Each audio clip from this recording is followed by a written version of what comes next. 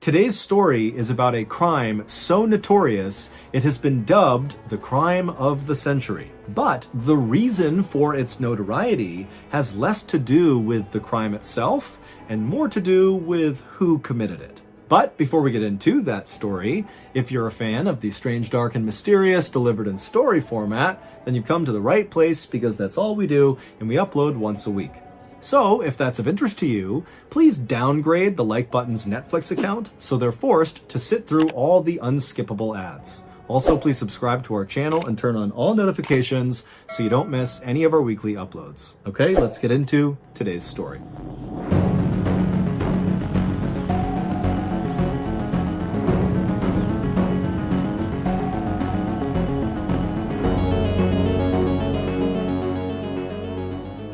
On the evening of Wednesday, May 21st, 1924, a man named Jacob Franks walked up the steps to his mansion, and right as he went to open his door, his butler opened it up, welcomed him inside, and Jacob smiled at the butler and stepped in. Jacob had just spent a long day at his office in Chicago, Illinois, doing a big real estate deal, and now he was just happy to be home with his wife and his 3 kids. Jacob was an incredibly successful business person who had made a name for himself first in the early 1900s when he ran a bank that specialized in giving out these enormous loans to gamblers. But it wasn't until he was named the president of the Rockford Watch Company and he expanded into real estate that he became outrageously wealthy. His fortune in today's dollars would have been around $70 million.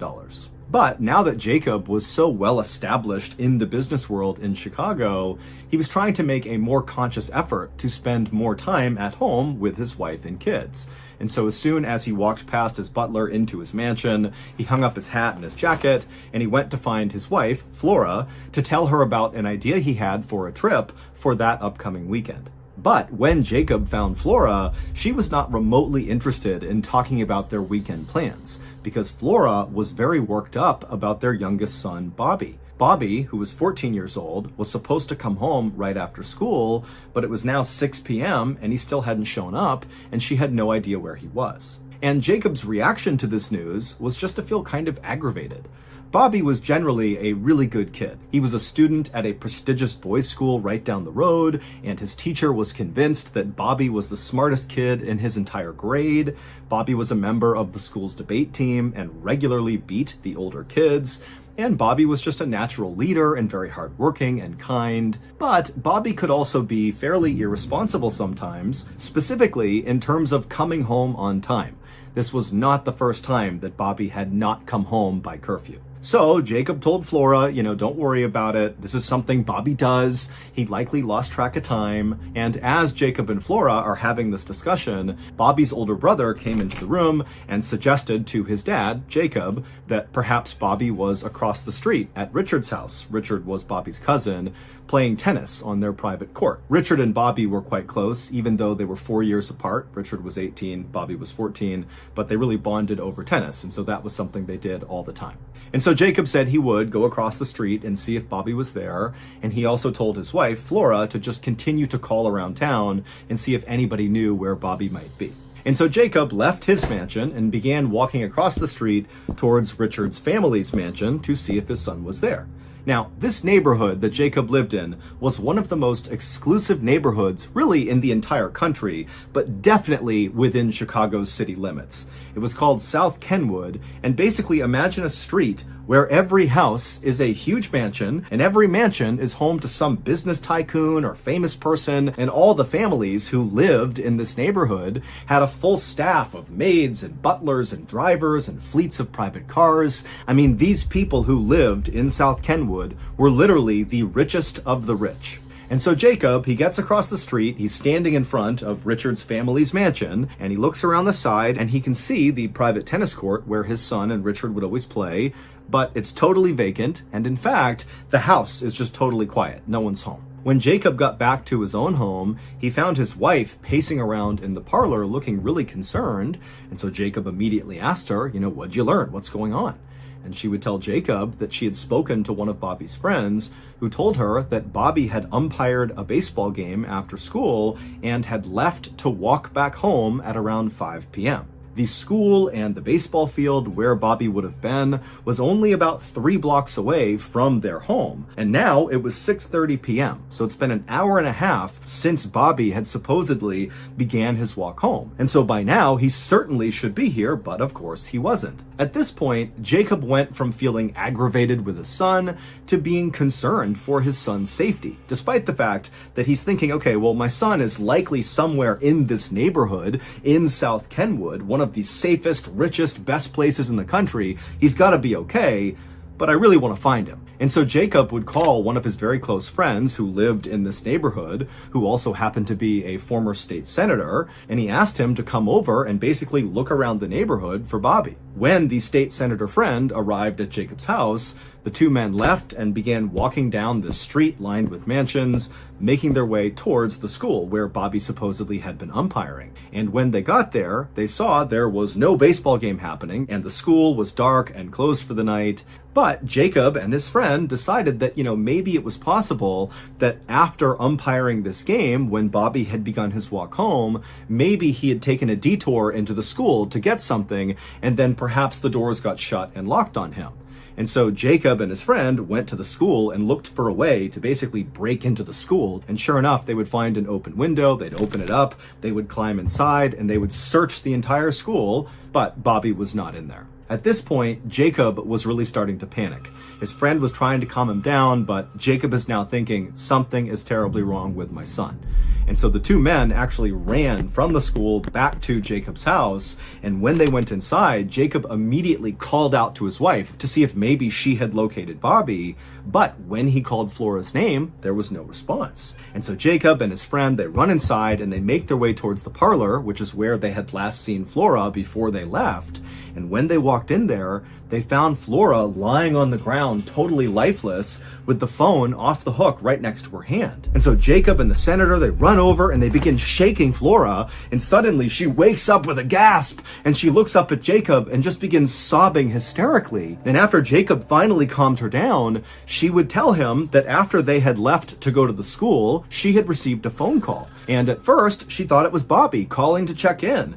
But when she answered it, it wasn't Bobby. It was a man's voice she didn't recognize, who told her that Bobby had been kidnapped. He was safe for now, but if they went to police, something terrible would happen to him. This mystery man also told Flora that they would be in touch soon with more information, and then they hung up.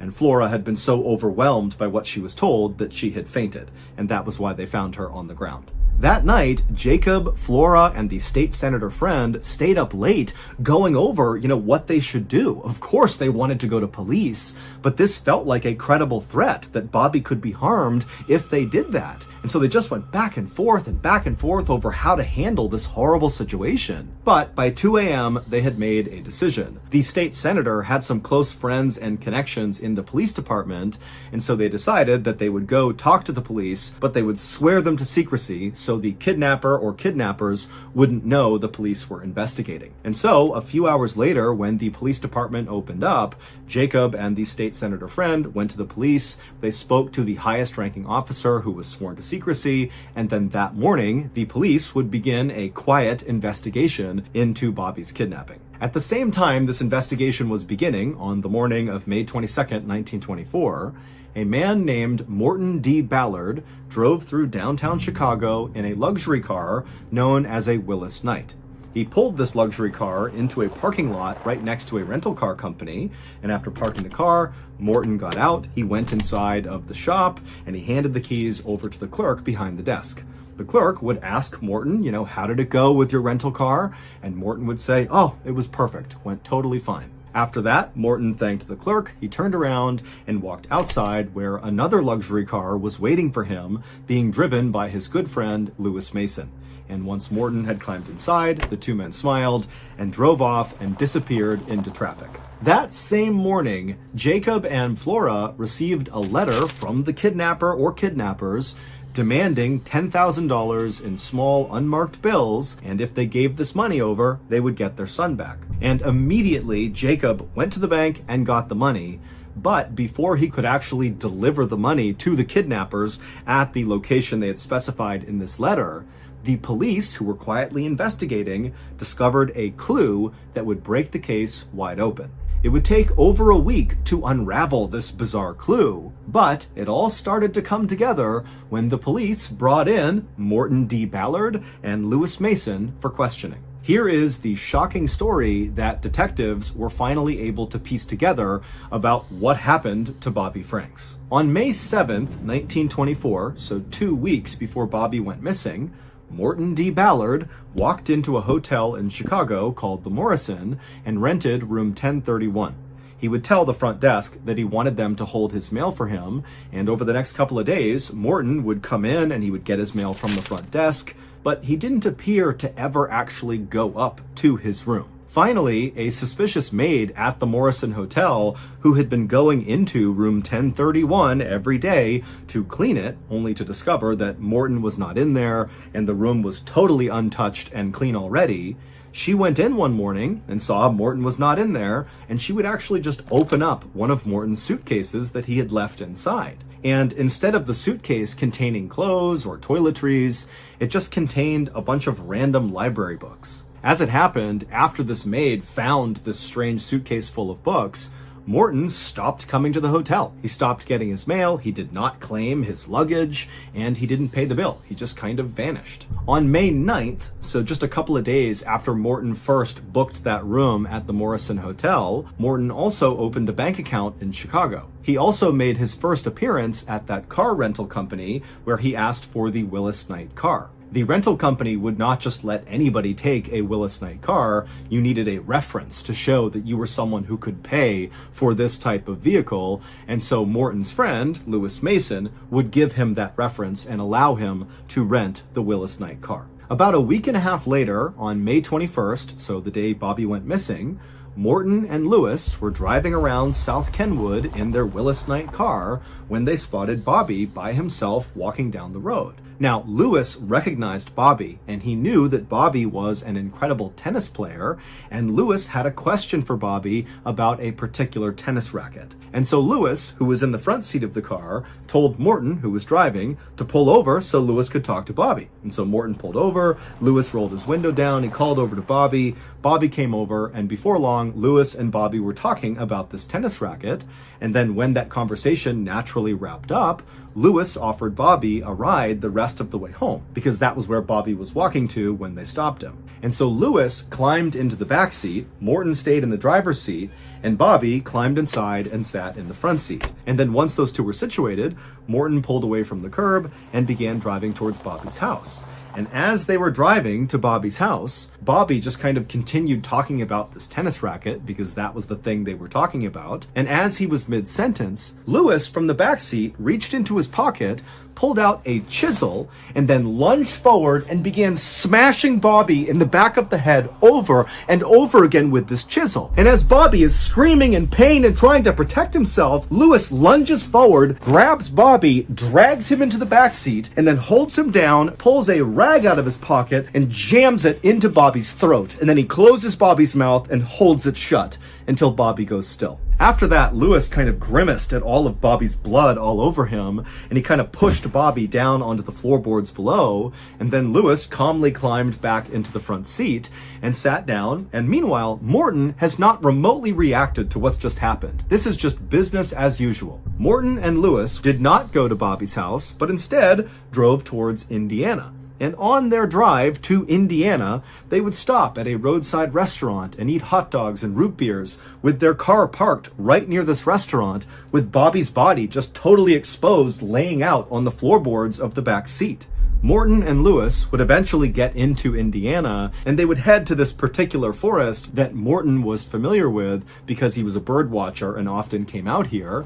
And when they got to this forest, they parked in this clearing, they got out, they checked on Bobby and confirmed that he was dead. So they pulled him out, they stripped all of his clothes off of him, they rolled him up in a rug, and then they dragged him over to this drainage pipe that sat underneath some railroad tracks in this swampy area, and they jammed him inside of it. And then they got back in their car, they drove back to Chicago, at which point Morton called Bobby's mother, Flora, and informed her that her son was kidnapped but alive, even though he wasn't, and don't call the police, we'll be in touch soon. That night, Morton and Lewis would burn all of the clothes they had stripped off of Bobby. They would also clean the interior of their Willis Knight rental car, and then they would play a game of cards together before going to bed. The next day, May 22nd, so the same day that police began their quiet investigation into Bobby's kidnapping, Morton and Lewis would send that letter to Jacob and Flora demanding $10,000 for the safe return of Bobby. But unfortunately, before Lewis and Morton could claim their ransom money, Bobby's body was discovered. In fact, that day he was discovered. A walker was cutting through the woods in Indiana and saw Bobby in the pipe. And so when Morton and Lewis realized that, the jig is up, the family's never going to pay for their son because he's dead, they just returned their Willis Knight rental car and went back to their normal lives as if nothing had ever happened. But unbeknownst to him, Morton had accidentally dropped his eyeglasses right next to Bobby's body when they dumped him in the woods in Indiana. And Morton's eyeglasses were very unique. In fact, there was only one store in the world that sold this particular kind of eyeglasses. And so when detectives got the call about Bobby's body being found, they would also find these glasses. And that was the big clue, because these glasses led detectives to the store where they were sold, and the owner of the store was able to say that, yep, those particular glasses were sold to Morton. And when detectives went to Morton, Morton immediately pointed the finger at Lewis, saying that Morton didn't do anything to Bobby, Lewis did. But about a week later, on May 31st, both Morton and Lewis would confess to police that they murdered Bobby. But far more shocking than what Morton and Lewis had done was who they were, because Morton and Lewis were not their real names. The two men who killed Bobby Franks were rich kids just like Bobby who lived in South Kenwood. They created two fake names, Morton D. Ballard and Lewis Mason, and then they booked room 1031 at the Morrison Hotel. Now, they had no intention of actually staying at this hotel, and so they just left that suitcase full of books inside of the room to make it appear like they were staying there. But in reality, the only reason they booked that room is they needed a physical mailing address that was connected to their fake personas. And so after booking this room, they began sending mail to Morton D. Ballard and Lewis Mason at the Morrison Hotel, room 1031. And then after collecting that mail, which served as a sort of proof of legal name and address, they were able to open a bank account in Chicago. They dumped some money into that, and then again, they used their proof of legal name and address to rent that Willis Knight car, and then used money from their phony bank account to pay for it. And then once they had their luxury car, it was time to go kill. In reality, Morton was actually a 19-year-old prodigy named Nathan Leopold. He spoke 5 languages, he had already graduated from college, and he was a nationally respected ornithologist, which is someone who studies birds. Nathan's IQ was so high, it literally couldn't be measured. His father was the president of a very successful steamship company, and Nathan was planning to attend Harvard University in the fall to get yet another college degree. And Lewis was actually 18-year-old Richard Loeb, who was Bobby's cousin and one of his best friends. Bobby and Richard played tennis together all the time in Richard's private court, which is where Bobby's father went first to go looking for his son. Like Nathan, Richard was also a genius. He was the youngest person ever to have graduated from the University of Michigan. He graduated at 17 years old. And to celebrate the occasion, Richard's father, who in today's dollars was worth about $175 million, he was a retired vice president for the major retail store Sears, he bought Richard a custom golf course. He built him his own golf course. That was his graduation present. And at the time of Bobby's murder, Richard was actually enrolled at the University of Chicago's law school studying to become a lawyer. Nathan and Richard would very proudly tell investigators that they didn't kill Bobby to get money out of his parents. Nathan and Richard were fabulously wealthy. The money meant nothing. Instead, they had come up with this scheme and killed Bobby because of their belief in the philosopher Nietzsche's concept of supermen. Men whose superiority allows them to rise above all ordinary rules, ethics, and laws. Basically, Nathan and Richard believed they were so much better than everybody else in the world that if they wanted to kill someone, They should be able to. And Bobby seemed like a pretty easy target. After Nathan and Richard confessed, they were put under arrest, but a chauffeur was allowed to come to the police station and drop off silk pajamas for them to wear in custody, and instead of being held in a cell, they were allowed to stay in a hotel. But ultimately, they both were sentenced to life in prison. Bobby's family never recovered from his murder, and his father, Jacob, would die just 4 years after his son died.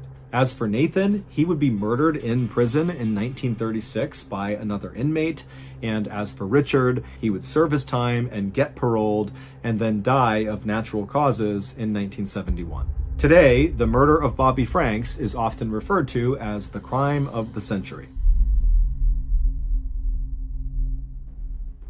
So that's going to do it. If you got something out of today's episode and you haven't done this already, please downgrade the Like Button's Netflix account so they're forced to sit through all the unskippable ads. Also, please subscribe to our channel and turn on all notifications so you don't miss any of our weekly uploads. We have a podcast called the MrBallen's Podcast that puts out brand new podcast exclusive stories on Monday mornings, and on Thursday mornings we put out the remastered audio of our best YouTube videos. Again, it's called the MrBallen's Podcast, and it's available exclusively on Amazon Music. Consider donating to our charity. It's called the MrBallen's Foundation, and it provides support to victims of violent crime as well as their families. Monthly donors to the MrBallen's Foundation Honor Them Society will receive free gifts and exclusive invites to special live events. Go to MrBallen.Foundation and click on Get Involved to join the Honor Them Society today. We have 2 additional YouTube channels, Mr. Ballen en Espanol and Mr. Ballen Shorts. We also put out near daily content on TikTok, Facebook, and Snapchat. All of those channels are just called Mr. Ballen. If you want to get in touch with me, please follow me on any major social media platform and then send me a direct message. My username is just @MrBallen, and I really do read the majority of my DMs. To check out our merch, join our Discord server, or just see what's going on inside of Ballen Studios, head on over to our brand new website, ballenstudios.com. So, whether I see you on Instagram, TikTok, Reddit, YouTube, Facebook, other YouTube channels, the podcast, wherever, just know that I really appreciate your support, and until next time, that's going to do it. See ya. One evening in April of 2006, a person sat at their kitchen table, frantically cutting up the page of a newspaper with some scissors. They were working on a very important project, and it was almost done. They finished cutting up the final letter from the page and pasted it onto the sheet of paper. Then they leaned back to read the message that they'd assembled from the scraps. It was a warning, and they were sure it would have exactly the effect they were hoping for. But before we get into today's story, if you're a fan of the strange, dark, and mysterious delivered in story format, then you've come to the right place, because that's all we do, and we upload 2, 3, even 4 times every week. So if that's of interest to you, please rent a huge billboard on the side of the highway and just put a bunch of embarrassing photos of the like button on it. Also, please subscribe to our channel and turn on all notifications so you don't miss any of our weekly uploads. Okay, let's get into today's story.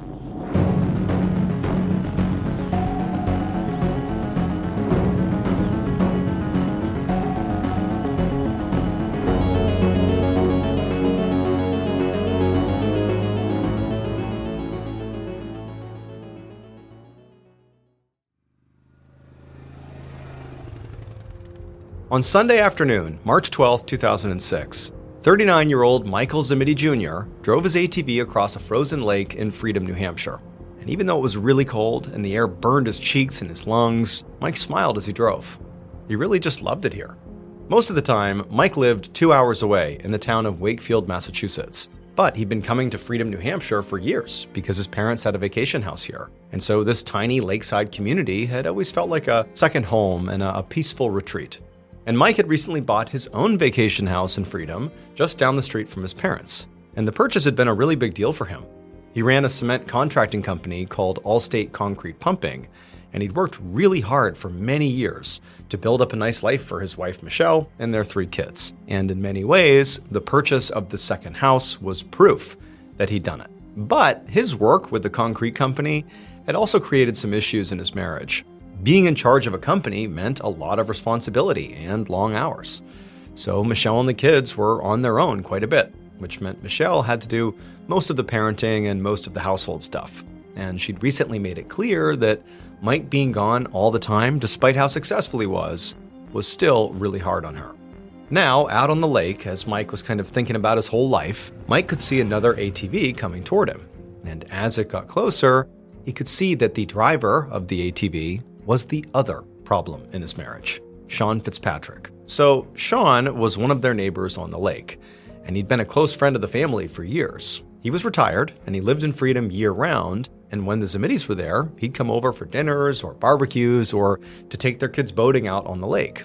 He was around so much that Mike's kids actually called him Uncle Sean. But last summer, Mike had found out that his wife Michelle had cheated on him with Sean. Mike had been obviously completely devastated, but he and Michelle had both agreed not to give up on their marriage and had been going to therapy together ever since. And in terms of Mike and Sean's relationship, well, Mike still hadn't actually spoken to Sean since finding out about the affair, because mostly he just hated confrontation. It had been easier for him to avoid Sean and focus on rebuilding his relationship with Michelle. So seeing Sean now made Mike want to just turn around and speed off in the other direction. But Mike could see that Sean was already waving him down, so he came to a stop and waited there as Sean pulled his ATV up. And Sean did not beat around the bush. He immediately told Mike that he was glad he ran into him here because he'd been wanting to apologize about last summer and Michelle.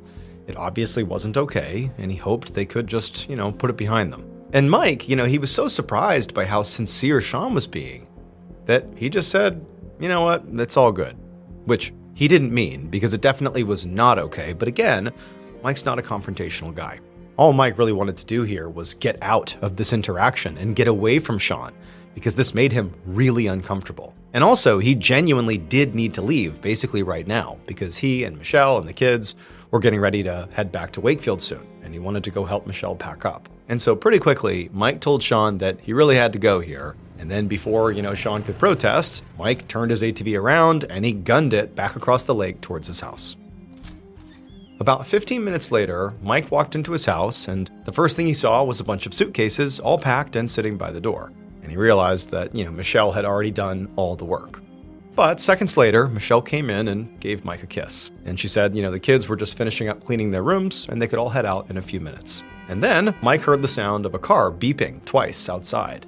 And when he and his wife heard that, Michelle kind of rolled her eyes and laughed, because they both knew it was clearly Mike's parents. His parents had also been in freedom for this weekend at their house down the street, and they were also making the 2-hour drive back to Wakefield this afternoon. And Michelle was laughing because it amused her that neither Mike nor his father could manage to go a single day without talking to each other. So Mike's dad was also named Michael, and the name was not the only thing they shared.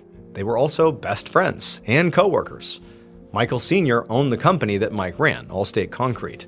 So it was like a family operation, and Mike Jr. had never even thought of doing anything else. He jumped into the concrete business right out of high school, and he and his dad had been working together ever since. Now, the Allstate Concrete Company had had some struggles, just like any company would, including a lawsuit from a former employee that had been pretty stressful. But for the most part, the business was a huge success, and right now they were busier than ever, working on an enormous construction project in nearby Boston. So Mike headed outside to say hi to his parents and to talk a little business with his dad. He asked Mike Sr. if he'd called their employee, Chester Roberts, yet, because Mike and his dad had plans to be at the office first thing tomorrow morning, and Mike wanted Chester to be there too. Chester worked part-time for them as a driver and also handyman, and he was easily the most reliable employee that they had. So whenever they had a packed week ahead, they always called Chester in. And to Mike Jr.'s relief, Mike Sr. said yes, he'd already spoken to Chester, and they were good to go. So eventually, they all said their goodbyes, and Mike Jr. told his dad he would see him tomorrow. Just before 8 a.m. the next morning, Monday, March 13th, Mike Jr. pulled his truck into the parking lot of Allstate Concrete. He was right on time. He could see he was the first vehicle there, so he got out and hustled across the lot because it was raining, and he unlocked a side door by one of the garage doors. So the Allstate building was basically just a massive garage with 3 huge roll-up doors for their cement trucks to pull into.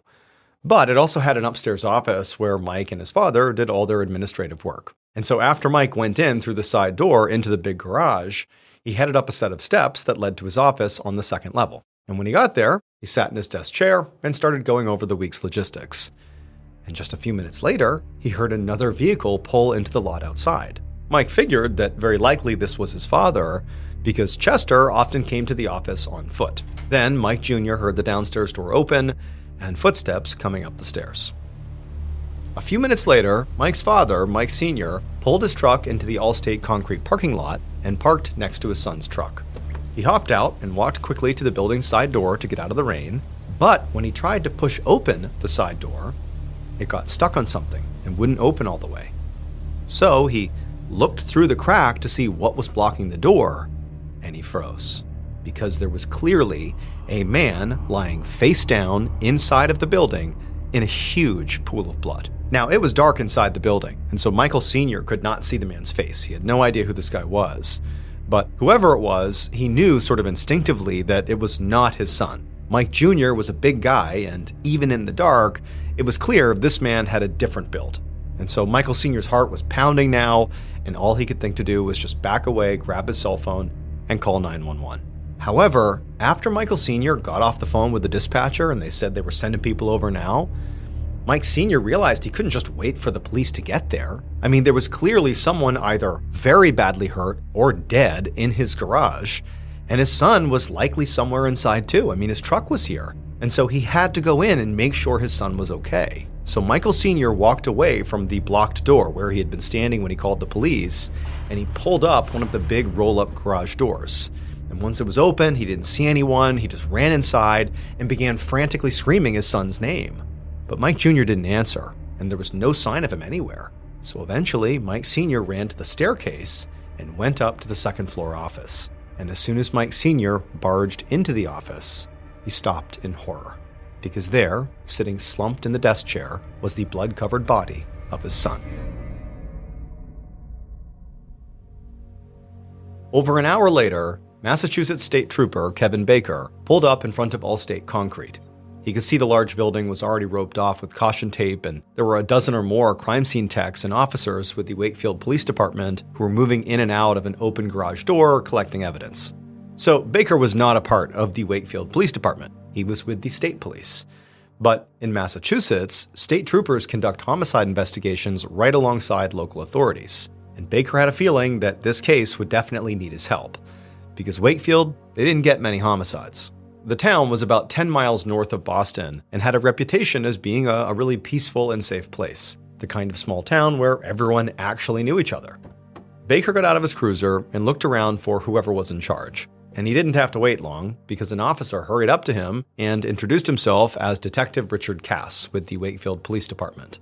Cass told Baker to follow him, and as they walked towards the open garage door, he quickly briefed Baker up on the situation. There were 2 male victims inside, and both were deceased. They'd both been shot, and they had been found by the company's owner, Michael Zametti Sr., a little after 8 a.m. Baker followed Cass into the garage and over to the first body, which was face down on the floor just inside a smaller side door. Cass explained that this victim was 51-year-old Chester Roberts, a part-time truck driver for Allstate. It hadn't been difficult to identify him because Chester did a lot of handiwork around town and was known by all the locals, including Detective Cass himself. When Baker went to the body, he could tell right away that Chester had been shot in the back. It was a single shot, and most likely was from a shotgun, since clearly there was a blast radius where there was like a spray effect with a lot of little pellets that entered his body. Chester had no other visible injuries, including no defensive injuries. And when Baker stood and looked around the garage, he also didn't see anything that pointed to a robbery or any kind of struggle. There was pretty pricey-looking equipment just sitting around, and nothing was toppled over or obviously out of place. So Baker guessed that Chester's killer had likely snuck up on him and shot him in the back before he even had a chance to turn around. Baker spent a couple more minutes looking around at the doors and the windows, and again, didn't see any signs of, forced entry or anything out of the ordinary, but that didn't mean much. Chester had likely opened up for the day and begun work, and the killer had just come in after him. And so after a few minutes, when Baker was done looking around the first floor, he told Cass he was ready to go up to the second floor to see the second body.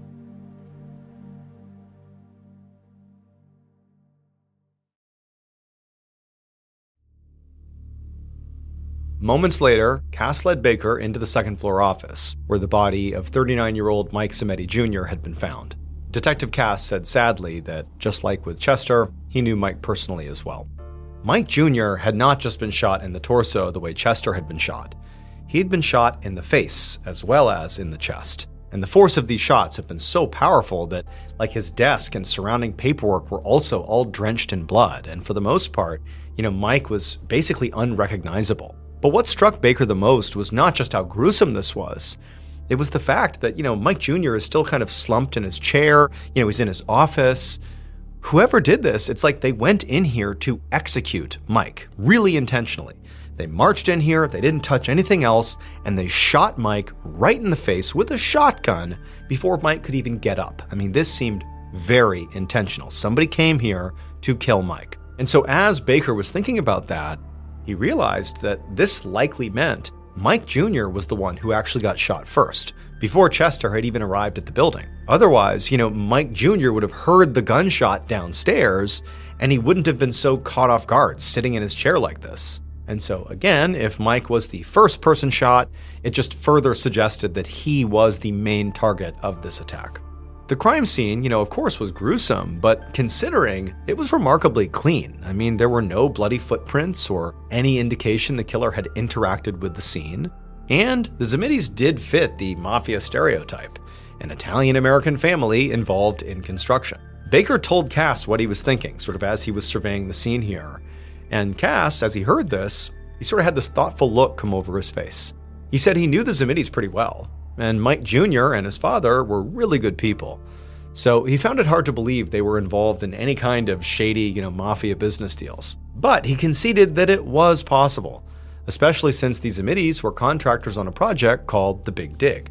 And this made Baker immediately raise his eyebrows. So The Big Dig was literally the biggest construction project in the country and involved building a tunnel under the harbor in Boston. But it had been kind of like a total disaster, just a major headache for the city since it was way over budget and had been going on for 15 years and still wasn't done. This huge project had also been famously hampered by mafia dealings and corrupt payoffs. So now Baker had to wonder if the Zamitis had either been involved in these seedy deals or had maybe accidentally upset the wrong person while on the job. But even if the murders had nothing to do with the mob, Baker still thought it was very likely that the killer was somehow connected to their business. Somebody who maybe had worked at Allstate Concrete, or maybe who had been a client, and would know where Mike worked in the building, and that he'd be there early in the morning. And while the second victim, Chester, was probably not the primary target, Baker wasn't sure yet why he was also killed. He could have been killed because he was just at work at the wrong moment, or maybe he was wrapped up in the same conflict as the Zamitis. So for a moment, Baker just stood there staring at the scene, staring at the blood-soaked paperwork all over the desk. And then eventually he turned to Cass and said they would need a list of all of Allstate's employees and clients. Baker then spent some more time just kind of walking around the office looking for evidence, and he noticed a 16-gauge shotgun shell on the floor. So he grabbed a nearby tech and told her to bag it and see if she could locate any other shells. Baker and Cass then headed outside, where already a crowd of people were gathering outside around the outside of the police perimeter. Once they were outside, Trooper Baker asked Cass if they could start by speaking with the person who actually discovered the bodies, Michael Zameti Sr. But Detective Cass shook his head and said no. He explained when he'd first gotten to the scene that Michael Sr. had been so distraught over his son's death that he could barely speak, so Cass had just sent him home.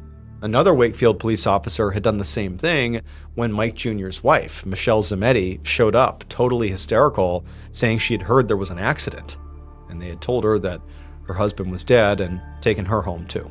Baker understood, but was not thrilled to hear this. He preferred to speak to witnesses and family really quickly and in person. In a murder, a spouse is always a suspect, so he was especially disappointed to have missed Michelle. But there was still plenty to do at the scene, and obviously the Wakefield police knew where the family could be found later.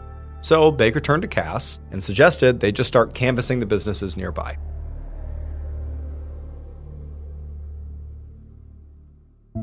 The following morning, March 14th, Trooper Baker parked his car in front of Mike's parents' house in Wakefield.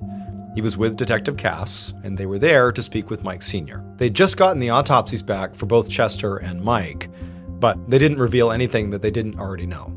Chester had been shot once, Mike twice. and both died likely within seconds. But the investigators did have one potential lead from their canvass of the neighborhood. Even though they hadn't found any surveillance cameras at Allstate Concrete, some businesses around Allstate had some. So Baker had some officers scrubbing through that footage now.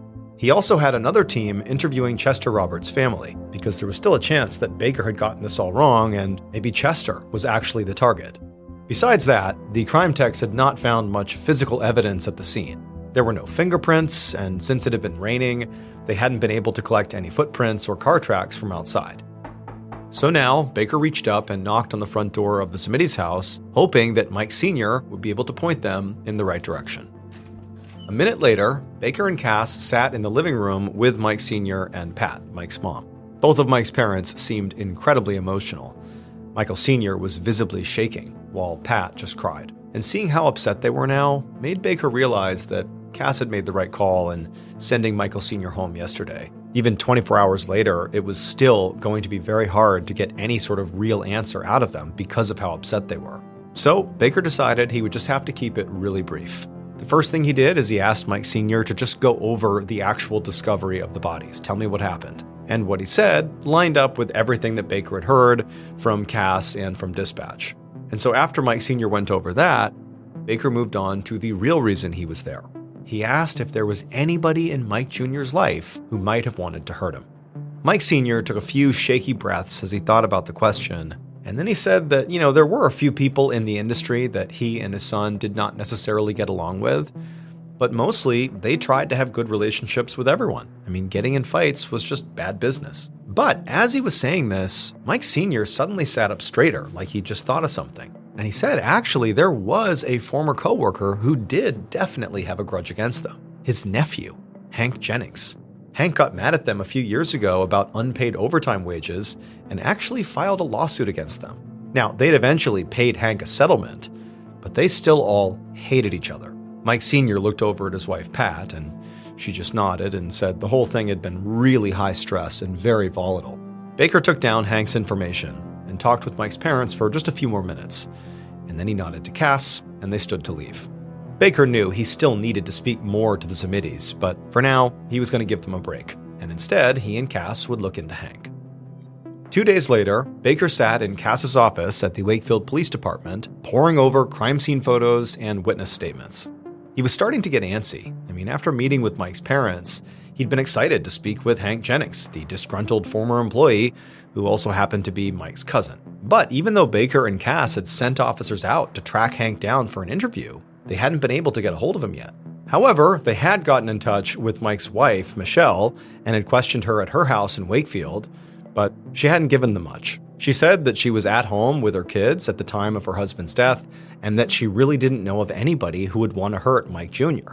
Also, Baker and Cass had looked into Allstate Concrete's financial statements, and they had found nothing that suggested there was anything shady or mafia-related happening with the company. Still, Baker knew they were better off than they had been a few days ago, primarily because they had had a chance to review a bunch of the surveillance footage from the businesses around Allstate, and one of those security cameras had been aimed at the street right outside Allstate. Now, this angle didn't show the Allstate parking lot itself, but it did show everyone who entered and exited that parking lot from the street.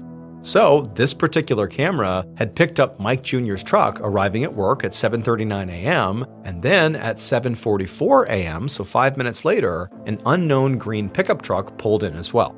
And then a few minutes after that, Chester Roberts was seen arriving at Allstate on foot. And then at 7:50, the green truck was seen again, leaving the parking lot, 12 minutes before Michael Sr.'s red truck arrived at 8:02. So, whoever the killer was, it looked like they had driven that green truck and had killed Mike and Chester between 7:44 a.m. and 7:50 a.m. The video wasn't clear enough to show the driver of this mysterious green truck or even see its plates, and it didn't actually show the driver of this vehicle, the killer, getting out of the vehicle and entering the building.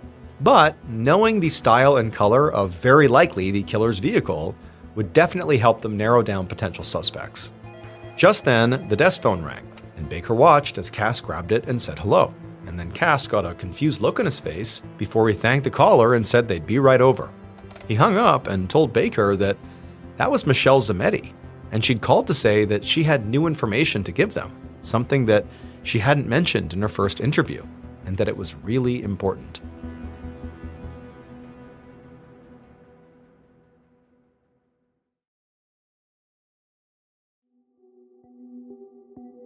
About 15 minutes later, Baker and Cass sat down across from Michelle in her living room for the second time. And to Baker, Michelle seemed very different from the last time they spoke. 2 days ago, she'd seemed horrified and grief-stricken. But now, she just seemed really nervous. She kept touching her hair and fiddling with a stack of condolence cards on the coffee table. Baker commented that there were a lot of cards, and Michelle just nodded. She said so many people had reached out and sent cards, all their friends and neighbors in Wakefield and in Freedom, New Hampshire, where their second home was. And then Michelle took a breath and just got straight to the reason that she had called them. She said that she had withheld information about one of her neighbors in Freedom. His name was Sean Fitzpatrick, and she'd had an affair with him. Baker cleared his throat in surprise and then asked her to go on. Michelle's eyes filled with tears as she explained how Mike Jr. worked so much and she and the kids spent a lot of time at their lake house, and so that meant they spent a lot of time with Sean. And eventually this friendship between Michelle and Sean had grown into a romance. Baker couldn't believe he was hearing this.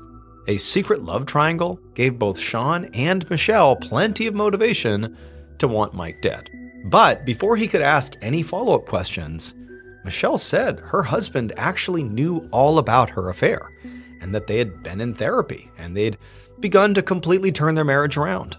So finally, a month ago, she'd officially totally broken things off with Sean, and Sean had been really upset about it. Baker shared a look with Cass and could tell they were both thinking the same thing. Obviously, they needed to speak to Sean immediately. But also, Michelle was now back to being a primary suspect too.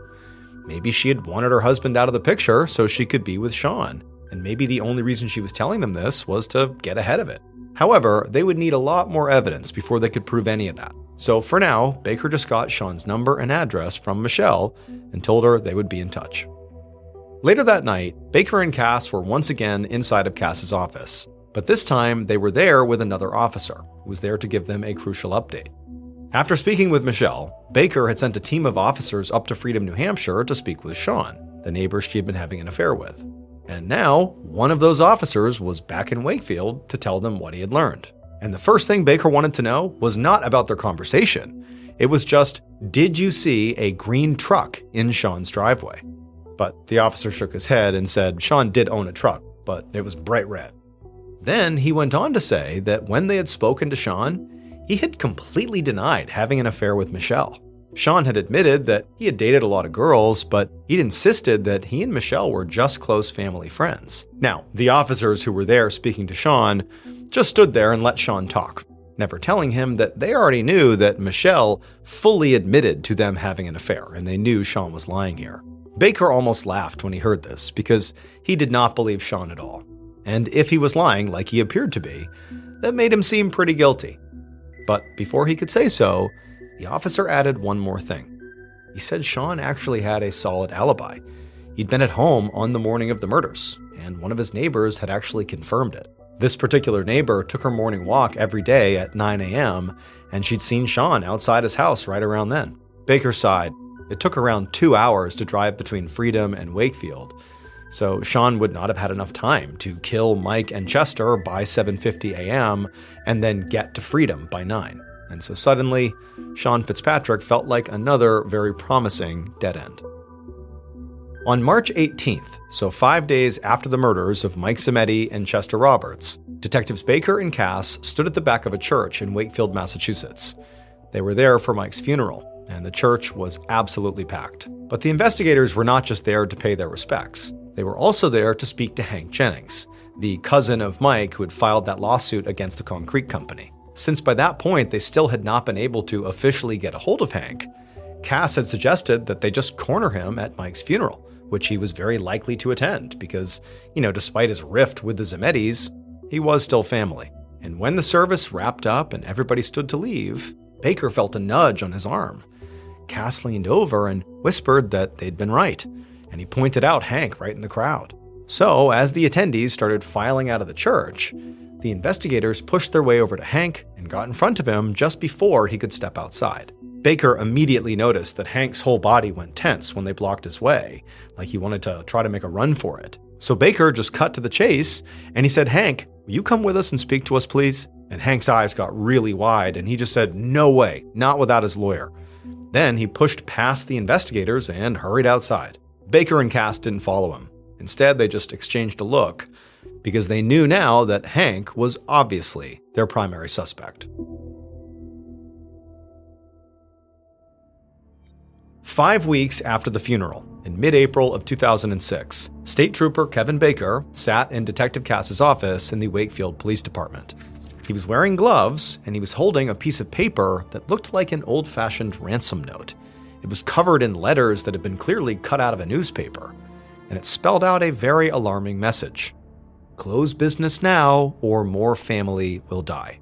This message had been brought to them by Mike Jr.'s mother, Pat, who said they had received it in the mail that morning. For the Zemedis, for so many reasons, this letter was terrifying. It was not just a reminder of their son's murder, but also a promise that there would be more violence. But for Baker, the note was a lead, which they really needed, because it had been over a month since Michael and Chester were killed, and at this point, the two investigators had managed to rule out basically every one of their suspects, and that included Hank Jennings. They'd learned that Hank's clear reluctance to meet with them was not because of guilt. It was because he had signed a non-disclosure agreement during the settlement with the Zemedis and didn't want to break it. And when they did finally speak to him, he clearly had an alibi. He was at work when Mike and Chester were killed, and Baker and Cass had confirmed it with his employer. And while Hank did own some shotguns, none of them were 16 gauge. So Hank joined the pile of other discarded suspects, like Michelle, who could have had the motive to kill Mike Jr. since she was wrapped up in an affair with their neighbor, but she'd been incredibly cooperative, and they hadn't been able to find any evidence that she might have been involved, like maybe if she had hired someone or something. And her ex-lover, Sean, was also very suspicious and had a strong motive to kill Mike, but his alibi had cleared him. There was no way Sean could have been in Wakefield during the murders because his neighbor saw him about an hour later at his home, which was over 100 miles away. And so now this warning note that looked like a ransom note seemed to point back towards the theory that Baker and Cass had ruled out at the very beginning, that the murders were business-related and the mafia was involved. Cass was a local, and he'd told Baker that there had been a lot of rumors swirling around about the murders in the community. Because of the Zemedis' role in the Big Dig, the general consensus around Wakefield was that the mob theory made the most sense.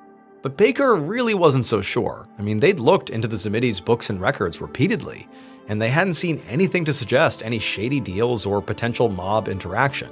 Also, Baker didn't think this ransom-style note made from newspaper clippings was the mob style. It just felt kind of silly and performative. Like maybe somebody was trying to make it seem like the mob to lead the investigation in the wrong direction. But even if that was the case, this note was still huge, because maybe whoever had sent it had left their fingerprints or DNA on it. So Baker bagged up the note, and Cass carried it off to send to the crime lab. Baker knew the results from the lab would not be immediate, so while they waited, he wanted to re-interview all their suspects and all their witnesses in case they'd overlooked anything. A few days later, Baker sat alone at Cass's desk, reading another witness statement. He'd been revitalized by all the new evidence they'd gathered and was feeling really optimistic about their ability to solve this thing. Aside from conducting new interviews, they had gotten some forensics from that ransom letter. The lab had found both DNA and a palm print on it. Now, they just needed a suspect to compare it to. And just then, the office door flung open and a very excited Cass barged in.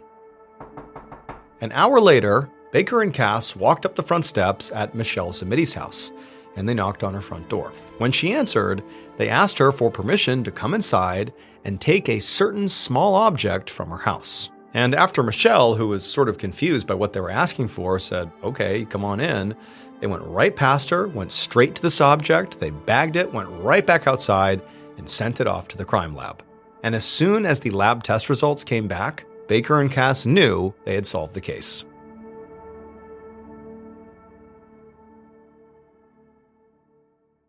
Based on DNA, other forensic evidence, and witness statements, here is a reconstruction of what police believe happened to Michael Zemedi Jr. and Chester Roberts on the morning of March 13th, 2006.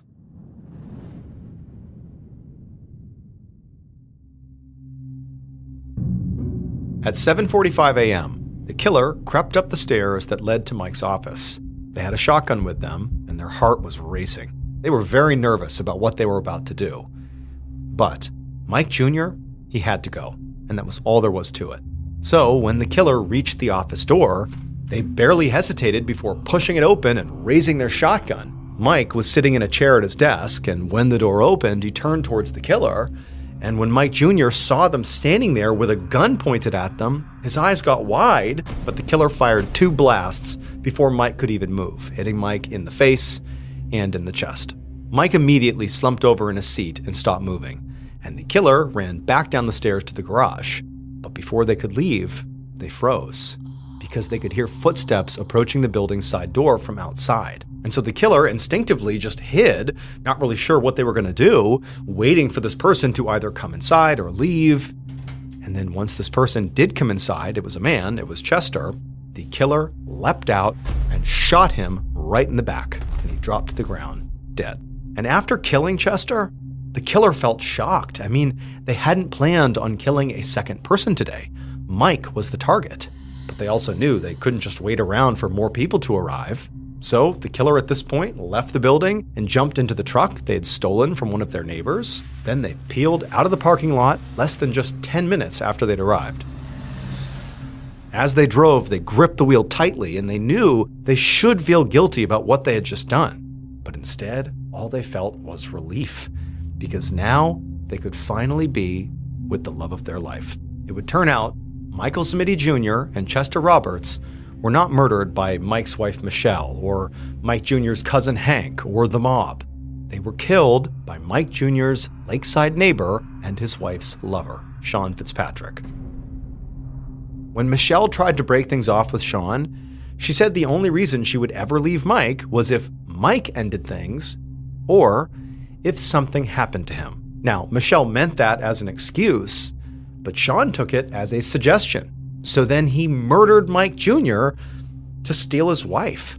Sean took that green pickup truck from a neighbor who was out of town, and then drove it to Wakefield, committed the murders, and then came back. That neighbor who said they saw Sean at his house in Freedom at around 9 a.m. that basically made it impossible for Sean, based on timing, to have gone, committed the murders, and came back. Well, that neighbor called to amend their statement, saying that actually they had seen Sean later in the day. And that change created enough time, enough of a window on the day of the murders, that it was absolutely possible that Sean could have driven, done the murders, and come back. And so once Sean's alibi fell apart, investigators remembered that stack of condolence cards at Michelle's house. So they went over to see if maybe Sean had sent one. And he had.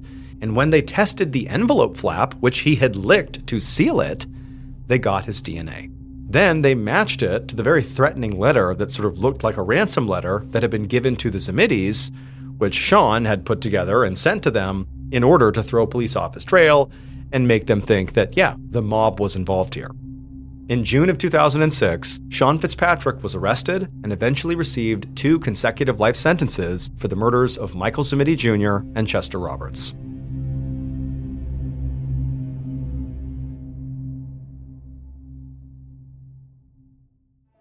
Hey everyone, just a reminder, I'm going on tour this year, which means if you go, you can experience never before heard stories from me live and in person.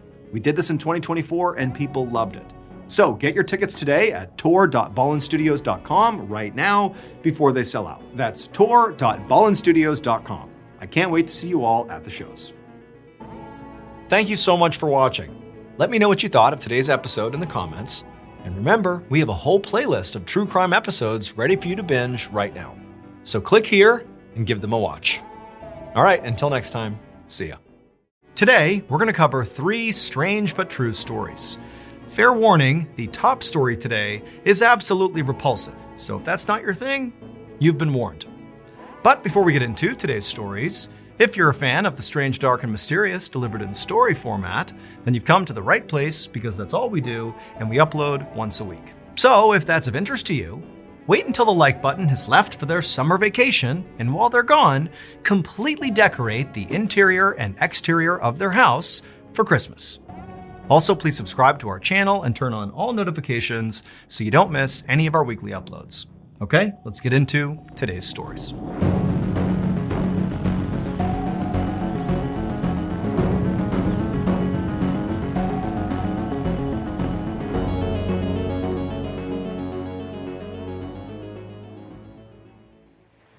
On the morning of September 23rd, 1839, an experienced sailor named Captain Brighton stood on the deck of his ship, which was traveling through the Drake Passage, which is located right along the northern coast of Antarctica.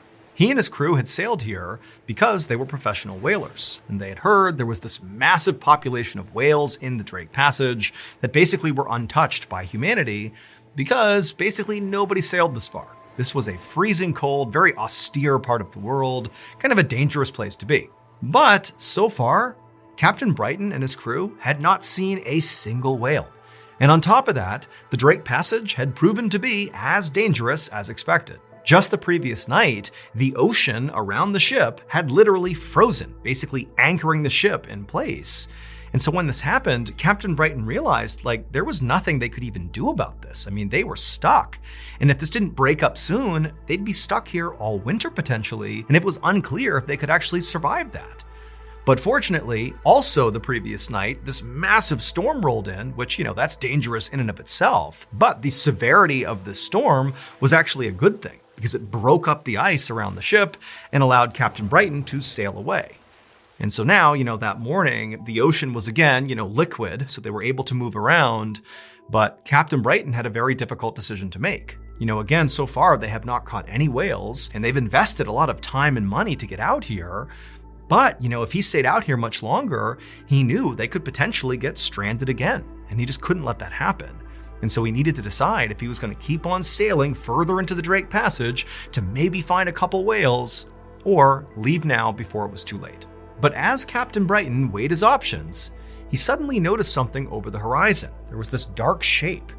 And at first, he actually thought he was hallucinating, because really, there's nothing else out here. It's just him and ocean and ice. That was it. But as he continued to stare in the direction of this dark object, which was actually getting closer to him, he realized it was a real thing, and in fact, it was another ship, which was really surprising, because again, nobody really comes out here. And so his instincts were, okay, this has got to be a rival whale ship. I mean, that's the only other people who would come out here. But as he continued to stare at the ship, as it got closer, he realized it was not a whale ship. It was actually a schooner, which is a ship designed for traveling. But as Captain Brighton stared at the schooner that was getting closer and closer, he saw it was in pretty rough shape. I mean, the hull and the sails were very tattered. I mean, there was something off about the ship. But Captain Brighton was thinking, hey, I know you can get trapped in the ice out here. It happened to them the night before. Maybe this crew has gotten trapped in the ice. They've been stuck out here for who knows how long. They could be in pretty rough shape. And Captain Brighton knew they actually did have, at least at that moment, quite a bit of supplies, at least some to spare. And so he called out to his men to ready a dinghy and get some supplies because they were going to go over to this schooner and basically offer up some extra supplies and also check in on them and make sure they were okay. And so once the supplies were packaged up and put on the dinghy, Captain Brighton, along with 4 other men, hopped in the dinghy and they began paddling over to the schooner. And as they got closer, the waves were pretty bad. And so they're kind of jostling around. And, the ship itself, the schooner, is also moving. And so that's moving up and down. But, periodically, as they got closer, they'd be able to look into the portholes, which are like windows on the side of the schooner. And Captain Brighton could clearly see there were people inside of the schooner. He called out a few times, but it was windy and sort of loud. And he couldn't really tell if any of them heard him or if anybody called back. And so eventually, Captain Brighton and his crew, they got to the side of the schooner and they just climbed up the ladder and boarded the ship. And once they were on the ship, once they were on the deck of the schooner, they're looking around and everything was in working order, albeit sort of tattered and in rough shape. But the weird thing is nobody was out on deck. They had seen people in the portholes, which was inside the ship, but there was nobody above deck. And so Captain Brighton's thinking, okay, this is pretty weird here, but we clearly just need to go inside and talk to someone. And so Captain Brighton and his men walked across the deck to this door that led into the ship. It actually led into the captain's quarters, at least, based on basic ship construction, that's what they expected it to be. And so Captain Brighton, he gets to the door, he knocks and calls out, announces that they're here with supplies and just to make sure everybody is okay. But there's no answer. All they can hear is the slapping of the water against the ship. There's no voices, there's nothing. It's silent on the ship. And so Captain Brighton eventually just opens up this door, and sure enough, he looks into this dark space, and it's the captain's quarters. And there's a desk towards the back of this room, and there's a man sitting at the desk with his back to them. And so Captain Brighton, he takes a cautious step into the captain's quarters, and he calls out to this man who clearly appears to be the captain. But the man doesn't say or do anything. He's clearly focused on something at his desk. And so Captain Brighton exchanged a worried glance with his men and then just decided he would walk across the room and go physically interact with this guy and make sure he was okay and see what was going on here. And so slowly, Captain Brighton began walking across the room, and as he did, he called out a few more times to this man who appeared to be the captain, but he didn't get a response. And then finally, he was right behind the man, and he actually looked down and read what the man had been writing. This is what it said. Trapped by icebergs. Despite all efforts, the fire went out last night. No hope remains. However, as unsettling as that would be to read for anybody in this situation, what was the most unsettling part was actually what was written right above that journal entry. The date, January 17th, 1823. 16 years before. That captain and his entire crew were all dead, and had been for 16 years.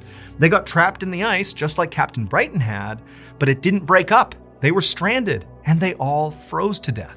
And because it was so cold out in that part of the world, all their bodies were basically preserved in their final moments. And so the captain of the ship, before he died, was making an entry to say what happened. And then down below, when Captain Brighton and his men went to go look, they found people playing cards who had literally frozen to death while playing cards. They found a woman lying in her bed with her dog. That's how they froze to death. They found people in the dining hall, and they died right where they were sitting. It was like all these people had been frozen in time for nearly 2 decades, just floating around in Drake's Passage. And basically nobody had found them until Captain Brighton.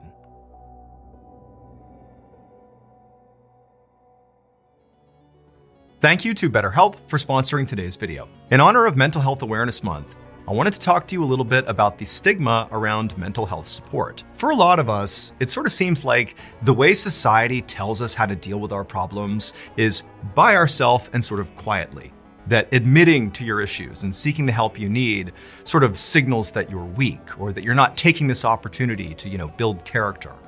And that's totally false. However, it is undeniable, and studies have shown that most adults, at least in America, believe that these societal beliefs and sort of the stigma is the main thing keeping people from getting the mental health support that they need. In the past, I've talked about the fact that I began seeking out mental health support for myself back in 2017 when I left the military. And even though I really was objectively struggling, and I knew it, I knew I had issues, right? Despite that, I really struggled to reach out and get the help I needed because of this stigma. However, I did eventually decide that this was more important. I reached out, I got the help that I needed, and thank goodness I did, because honest to goodness, it saved my life. And so if you can relate to this and you have issues right now that maybe are sort of unresolved and you think maybe you could use some help, consider giving therapy a try. And a great therapy option that's highly accessible is BetterHelp. BetterHelp is entirely online, which makes it very accessible. It's easy to start. All you have to do is fill out a quick questionnaire online, and then in as little as a couple of days, you can be paired up with a licensed therapist. And then if at any point you don't align with your therapist, you can switch at no additional cost. Going to therapy is a sign of strength, not weakness. BetterHelp makes therapy simple with 10% off your first month to help you get started. Click the link in the description below, or go to betterhelp.com/MrBallen and get 10% off your first month of therapy. Okay, back to today's stories.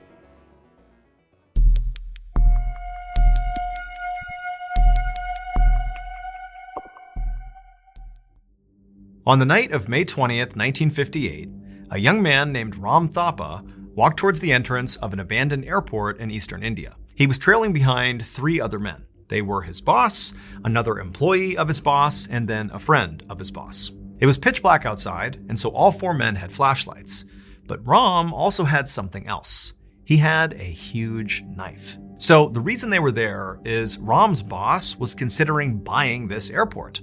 However, there were these rumors floating around that this airport was now haunted ever since being abandoned. In fact, people said, the old hangars and rusted out buildings were infested with ghosts. Now, Rom totally believed that this place really was haunted. But Rom's boss wanted to go and check it out, before he actually considered really buying this place.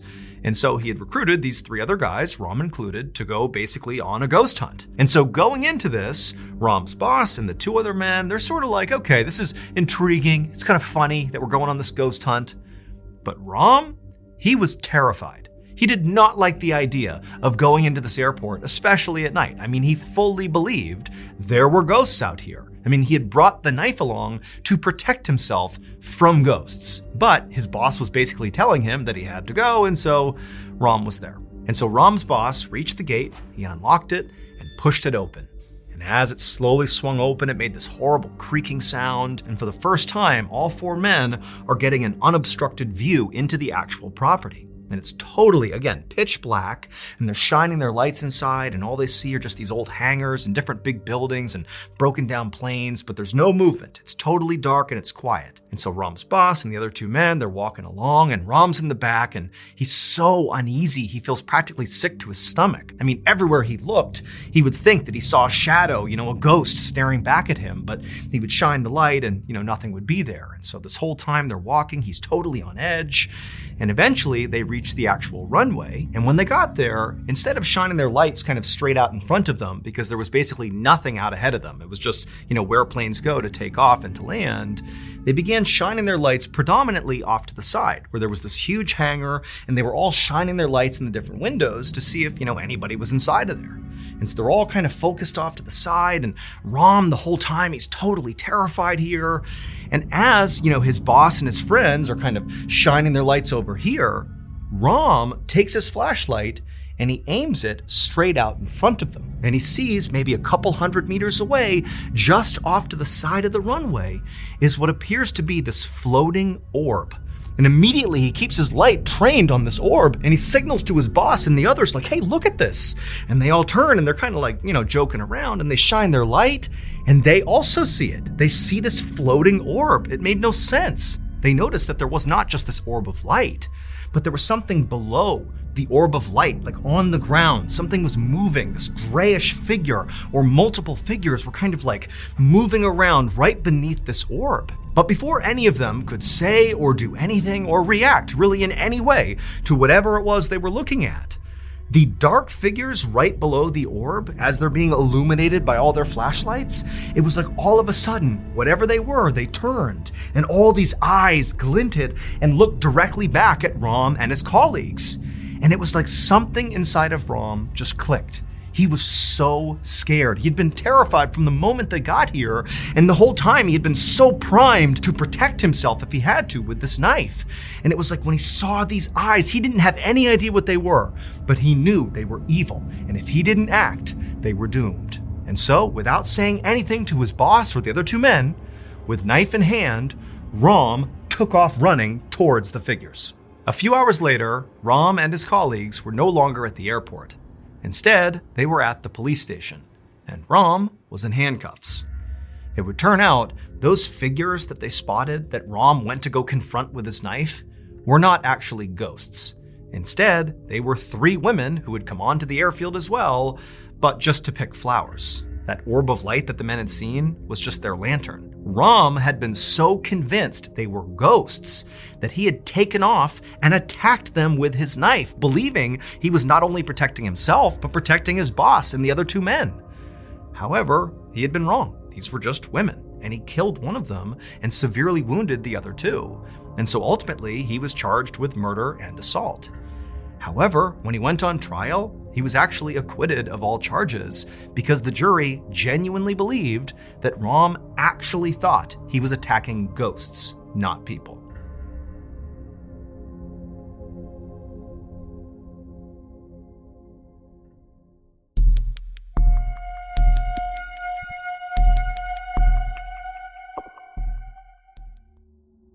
On April 9th, 2005, in Kaohsiung City, Taiwan, a young man was home alone inside of his apartment watching TV.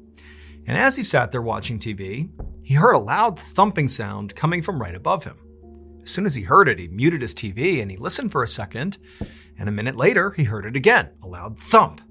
And then he heard another one, and another one, and another one, and before long, all he heard was a succession of thumps and also what sounded like chanting coming from upstairs. However, as unusual as these types of sounds might be to the average person, to this young man, these actually weren't that weird.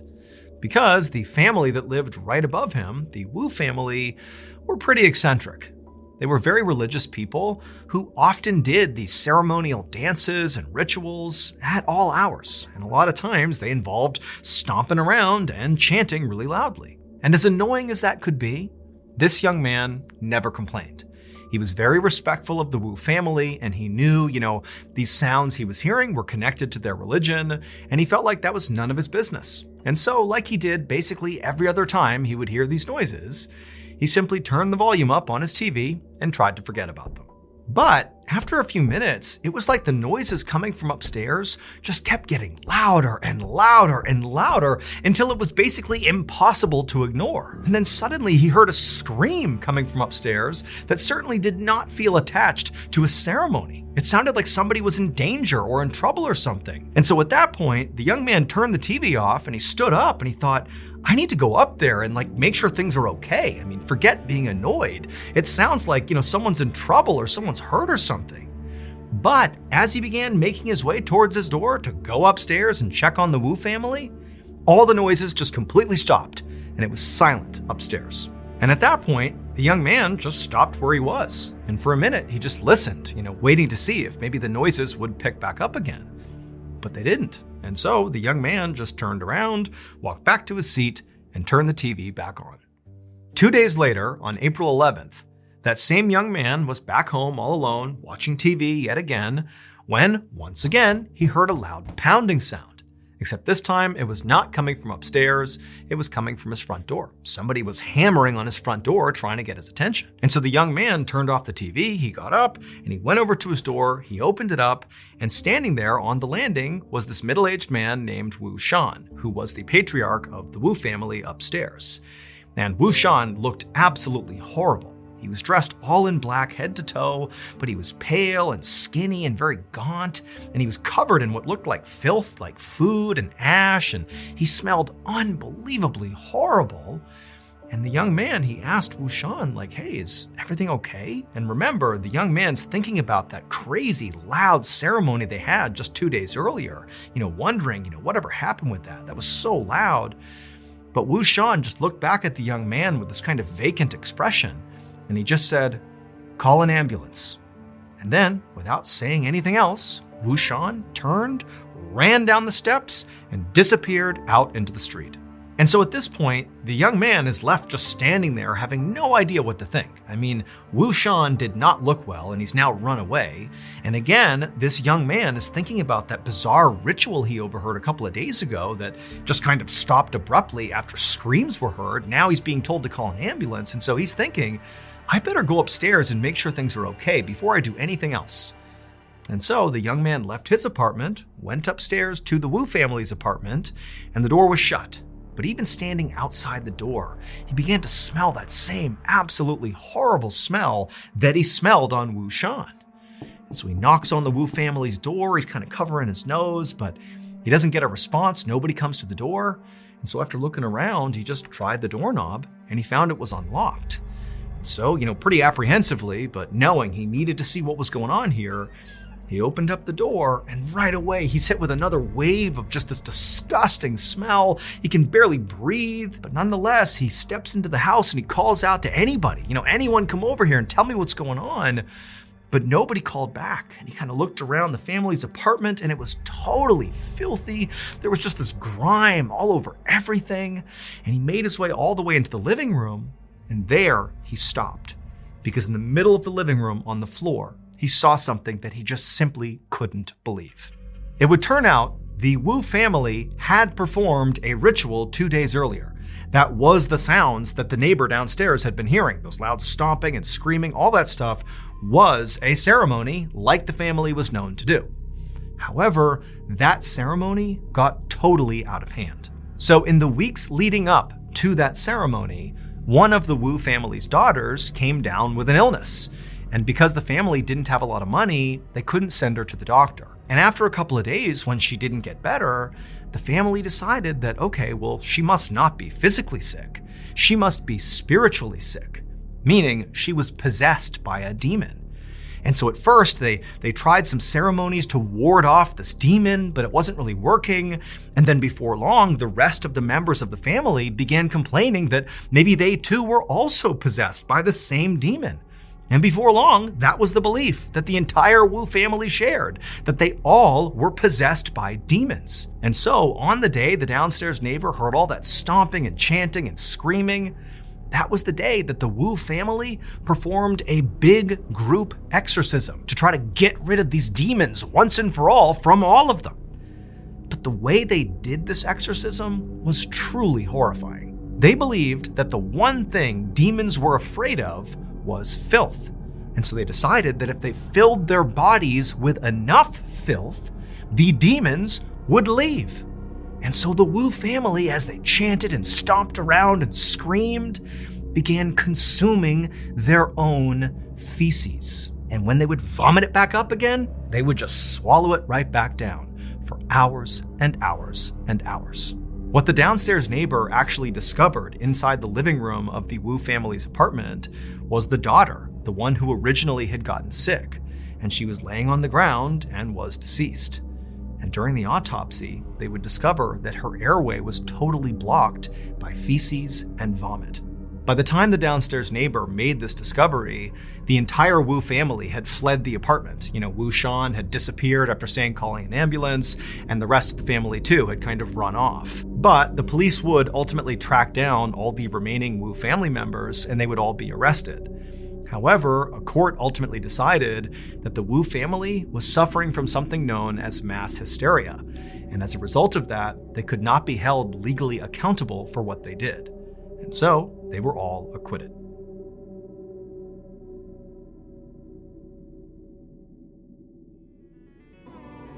In case you haven't heard yet, our newest graphic novel, MrBallen's Presents Where Nightmares Live, is available for pre-order right now. It contains another 9 heart-stopping, strange, dark, and mysterious stories, all based on real events. This was a passion project. It took a lot of time, a lot of people involved, from the artwork to the storytelling. I mean, this is a beautiful piece to add to your collection, so you gotta check it out. The book comes out on September 30th, but again, you can pre-order your copy at book.ballenstudios.com, or you can click the link in the description below. There are a limited number of hand-signed copies available, but those are gonna sell out very quickly. So please pre-order today, because remember, your nightmares are waiting.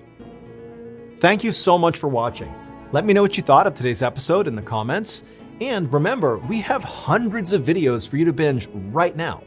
But if you're looking for a recommendation from me of that one video that's worth your time, well, it's this one right here. So give it a watch. All right, until next time, see ya. So tonight I have 2 stories to tell you, and they're great stories, but when I was thinking about how I would go about teasing the stories like I do at the top of these episodes, I couldn't quite think of sort of what the connective tissue was between them. But then I realized really what makes these stories exceptional is that they're both just excellent stories, as I'm getting hit by the heat of this fire, to be told around a campfire. But before we get into those 2 stories, if you're a fan of the strange, dark, and mysterious delivered in story format, then you come to the right campfire, because that's all we do, and we upload 2, 3, even 4 times every week. So if that's of interest to you, go ahead and invite the like button to come to your campfire and cook some s'mores with you. But give them the wrong date and location. Also, please subscribe to our channel and turn on all notifications so you don't miss any of our weekly uploads. Okay, let's get into tonight's stories.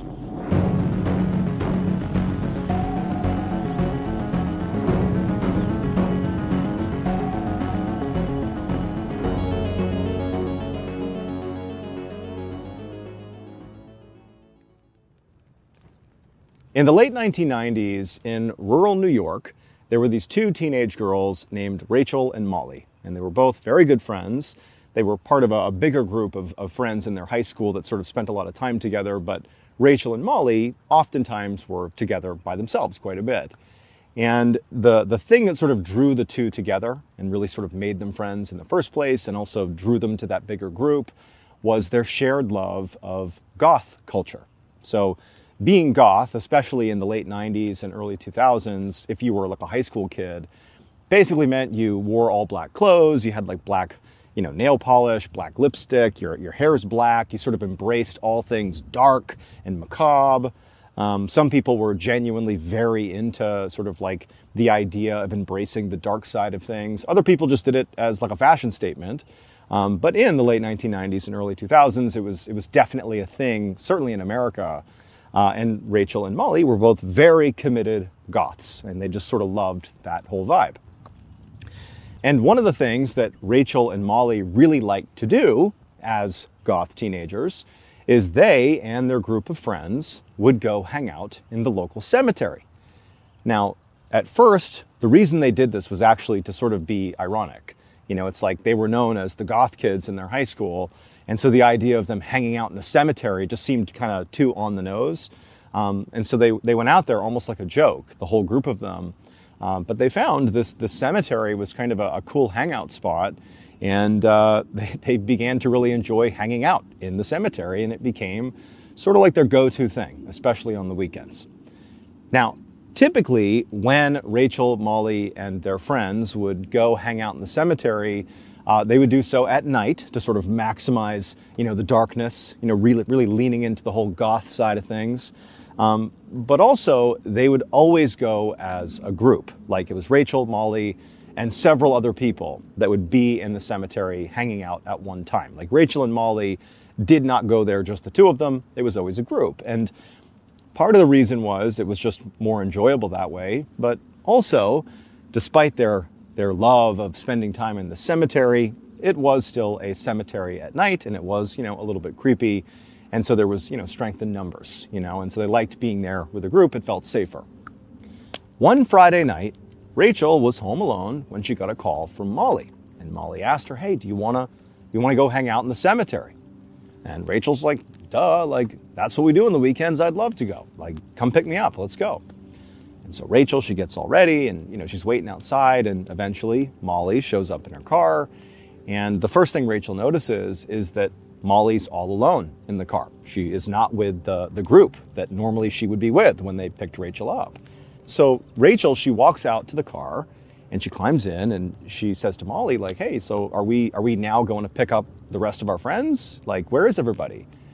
And Molly's like, actually, no, I tried getting in touch with everybody else, but everybody's either busy or working or hungover from last night. So it's just going to be us two at the cemetery. Like, is that okay? And Rachel admittedly did not think this was okay. Because again, like, this was not an activity that these girls did by themselves. Rachel was very close with Molly and vice versa. Like, that was fine. It's a little uncomfortable being in the cemetery without the big group. But, Rachel didn't want to be rude. She sort of felt like Molly had already clearly made peace with them being alone out there. And so Rachel's like, oh yeah, that's fine. Like, it'll be great, just the two of us. Like, let's go. And so even though she sort of didn't want to, she gets in the car and they take off and they drive, the half mile to the cemetery. Now, this cemetery was enormous. It was like this massive, very old cemetery. And when you pull up to it, as they did in their car, you would first see this huge, like, medieval gate, like this archway that sort of goes across the entrance to the cemetery. And like the big wrought iron gates, they're sort of permanently open, but it's this very like sort of Gothic looking, archway that you drive through. And then once you're in the cemetery, the road you're on basically cuts down the very middle of the cemetery all the way to the back side. It's a huge, probably like over a mile from one side to the other. And it sort of split the cemetery into two big parts, the right and the left side as you go in. And where they, Molly, Rachel, and their friends loved to hang out was sort of, as you're driving into the cemetery, like the back left corner. And the reason they liked that area is because on the left side of the cemetery, sort of on the left-hand side, there were sort of like rolling hills that all the plots were in. And in particular, in the back left corner of the cemetery, there was like this one depression in the earth where there really weren't that many tombstones. And there was like a big boulder sitting at the bottom of the depression and a tree that was next to it. And so basically, if you were scanning across the top of the cemetery, just from the gate, looking out at the entire expanse of land, anybody that was down in that sort of depressed area in the back left corner, you basically couldn't see them. They're sort of tucked away down there with the rock and the tree. And so for, teenagers, for Rachel, Molly, and their friends, that was like a great place to hang out and kind of be away from the prying eyes of the public. And so, Rachel and Molly, they drive through this gate and they make the familiar drive right down the middle of this road all the way to the very back of the cemetery. By this point, it is getting dark outside. It's not totally dark yet, but it's pretty dark. Nobody's out at the cemetery. No one really ever was.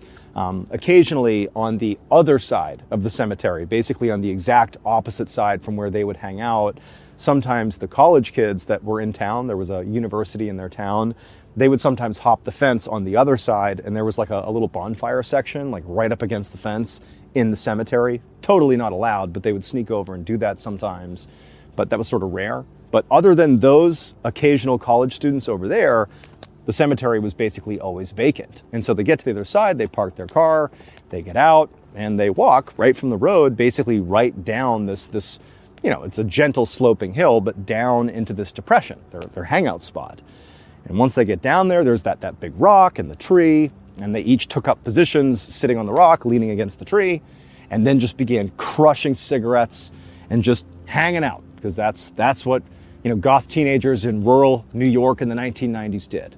So Rachel and Molly, they're doing their thing. They're having a nice time. They're swapping stories. They're talking about their boyfriends, about drama at school. And eventually, it gets fully dark outside, and the girls are still just having a nice time. And Rachel's actually thinking to herself, like, actually, this is kind of nice. Like, this isn't scary. This is kind of cool. Like, I'm having good one-on-one time with my buddy here. But eventually, as they're down there, they start to smell smoke. Now, remember, periodically, on the other side of the cemetery, like pretty far away, was that bonfire area that college kids sometimes would, start bonfires over there. And, when Rachel and Molly had first come into the cemetery, they had looked over there and hadn't seen a fire. But they're thinking, we've been hanging out here for quite a while. It's entirely possible that in the time we've been down here, that those kids have hopped the fence, started a fire, and that's what we're smelling. Now, the fire itself really had no bearing directly on whatever Molly and Rachel were going to do that night. I mean, they're on opposite sides of the cemetery.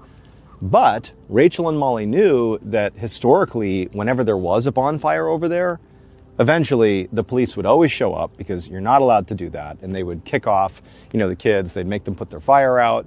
And then always the police would do, a check of the entire cemetery.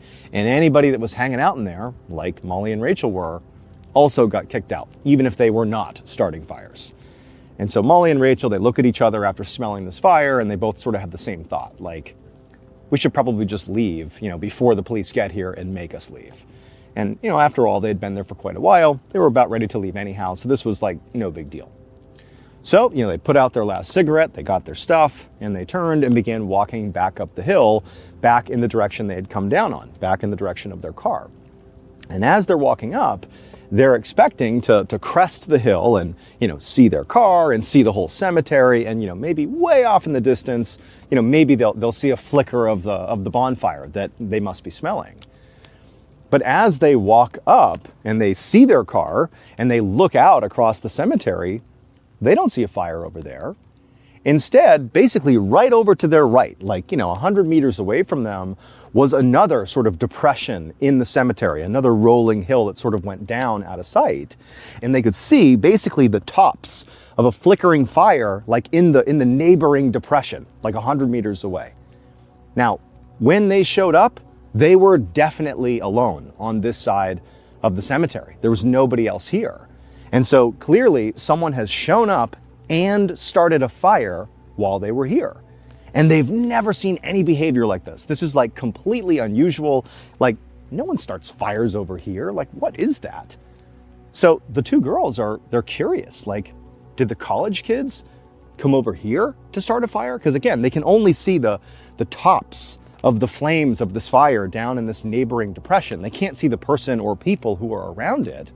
But they're thinking like, the people over there have no idea that we are over here. And so the two girls are like, well, what if we kind of go back down to where we were and sneak up the far side of our sort of hilled in area and poke our heads over and like see whose fire this is. You know, we'll see the college kids and see what they're doing. We can like spy on them or something. And the two girls are like, yeah, why not? We're already here. And so the two girls, they turn around, they walk back down into the base of their depression where the big rock and the tree was that they were just sitting on for the past couple of hours. And they walk past it basically to the other side and begin walking up that hill. And as they're getting closer and closer to the top of this hill, when eventually, once they reach the top, they could peer over and see the fire and see whoever was there. Right as they got almost to the top, Rachel sort of unintentionally makes some noise, like the way she was walking, and she sort of made a sound as she stepped on something, but she accidentally makes a fair amount of noise. And the only noise in the area was the sound of the fire. Like, they hadn't heard any voices yet. And so Rachel, she just covers her mouth and looks over at Molly, and Molly kind of looked at her like, what are you doing? Like, we're sneaking up on these people. Like, why are you making noise? And the two girls, they just freeze for a second, waiting to see if, you know, whoever was over there heard them and sort of reacted to the noise Rachel made. But it was silent, sort of eerily silent. And at this point, Rachel and Molly, it was like the mood just shifted. Like, they had not reached the top of the hill yet. They had not seen whoever was at this fire. But it was like something just felt wrong now. And the two girls looked at each other and they're like, maybe we should just turn around and leave. And they both were like, yeah, let's get out of here. Like, this doesn't feel right. And so right then and there, the two girls, as quietly as they could, turned and retreated back down to the center of the depression where the rock and the tree was, and they begin walking back up the original side of the hill in the direction of where their car is parked at the top. And as they're walking up, Rachel just happens to turn back around where they had just been, just to look in the direction of where they had just been. And now she sees there is clearly a man standing on the ridgeline with the fire behind him, illuminating him, and he's just standing there sort of ominously staring in the direction of Rachel and Molly. And he's just not saying a word, he's just looking in their direction. Clearly he was the one over at the fire. He must have heard them. And Rachel, she whips around and she's like, Molly, look. And Molly looks and she's like, let's get out of here. We don't know who that guy is, like, we gotta get out of here. And so Rachel and Molly, they begin quickly walking up the hill. And then a second later, Rachel turns back around and the man is no longer on the hill, but then she sees movement and she realizes he's running down the hill in their direction. And so the girls start screaming, they start running up the hill. Rachel's constantly looking around and this guy's gaining on them. They get to the top of the hill, they charge over to Molly's car, they jump inside, they lock the doors, they fire it up and they drive off. And as they're driving, Rachel's looking out the back window and she sees this man basically looking. He's reached the road, like he almost got to them. And he was looking in their direction. And as they drove off, he just slowly turned and walked back down the hill out of sight. And so Rachel and Molly, they're like totally shaken up by this. Like, clearly that wasn't a college kid. Like, that was a 40-something-year-old man who they had never seen before. Like, the whole situation just felt totally just creepy and spooky, and they really didn't know what to make of it. They sort of felt like what could have happened if he reached us? Like, what was he trying to do? Like, what just happened? But ultimately, when they got home, or when Molly dropped Rachel off at her house, the two girls were sort of like, man, that was crazy, huh? You know, they kind of like chalked it up as like just a crazy night, you know, like, oh boy, we better, you know, stay out of there alone at night, you know, like it was just sort of a joke by the time they were done for the night. And so Rachel, you know, she goes into her house, doesn't even tell her mom. She just, you know, puts her stuff down, goes to her room, and Molly, she went to her house, and she too didn't even tell anyone. She went to bed as well. The next morning, Rachel woke up and she went downstairs into the kitchen, and her mom was in there. And her mom was just kind of doing her morning routine. And when she saw Rachel come in, she said to Rachel, like, hey, how was your night last night? And Rachel was like, oh, you know, it was fine. Me and Molly went out. It was fine. No big deal. And her mom was like, oh, did you hear what happened last night? And Rachel's like, no, what do you mean? What happened? And her mom was like, well, a woman in our town got kidnapped. And she got kidnapped from the very parking garage where I park. Like, she worked in the same building as me. She got kidnapped. And Rachel's like, oh my God, like, what happened to her? Like, did they find her? And Rachel's mom is like, no, unfortunately, it was too late. When they found her, she was dead. And in fact, whoever kidnapped and then killed her brought her body last night to the local cemetery and burned her in this huge bonfire. And whoever did it still hasn't been caught. And when Rachel heard this, it was like her whole world came crashing down, because suddenly she understood what had happened the night before. That fire was no ordinary fire. That was the killer that chased them down the hill. That fire very likely contained the woman who had been killed. They were right next to this person, this killer, and this horrible thing happening. And even more creepy is, like, they were there very likely when the killer arrived, set up shop, and began burning this body, no more than 100 meters away from them. And what would have happened if that man who chased them, what would have happened if he caught them? And so Rachel, she pours her heart out to her mom and tells her everything that happened the night before. And her mom is like, oh my God, I can't believe this happened. You have to tell the police because they haven't caught this guy. Like, you have a description of him. Like, go talk to the police. And so sure enough, Rachel, she gets in touch with Molly and, tells Molly what happened. And Molly's totally in hysterics. They can't believe what a close call this was. And they do go to the police. They tell them, to the best of their ability, what they remember about this guy, which unfortunately was not much. It was like he was average height, he looked to be maybe in his 40s. Like, there wasn't much to their description. But fortunately, just 48 hours later, the police were able to catch this guy, and he would make a full confession. Luckily, 2 days later, not really because of the girl's description at all, but just sort of by luck alone, the police happened to see the victim's car in town. Somebody was driving the victim's car around, and so they pulled this person over. It wound up being the killer, who, after being arrested, did make a full confession. And so, needless to say, Rachel and Molly, when they think about what happened that night in the cemetery, they feel very fortunate that Rachel sort of inadvertently made noise on their approach to go spy on the fire, which ultimately caused them both to sort of rethink their decisions and turn around and leave. It very likely saved their life. Because if that hadn't happened and they had gone over the hill and had been confronted by the killer, it's entirely possible that both those girls could have wound up in the bonfire as well.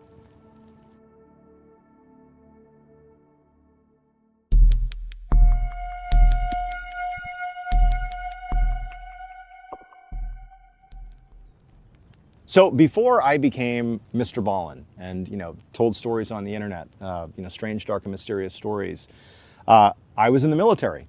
I was a Navy SEAL for 7 years.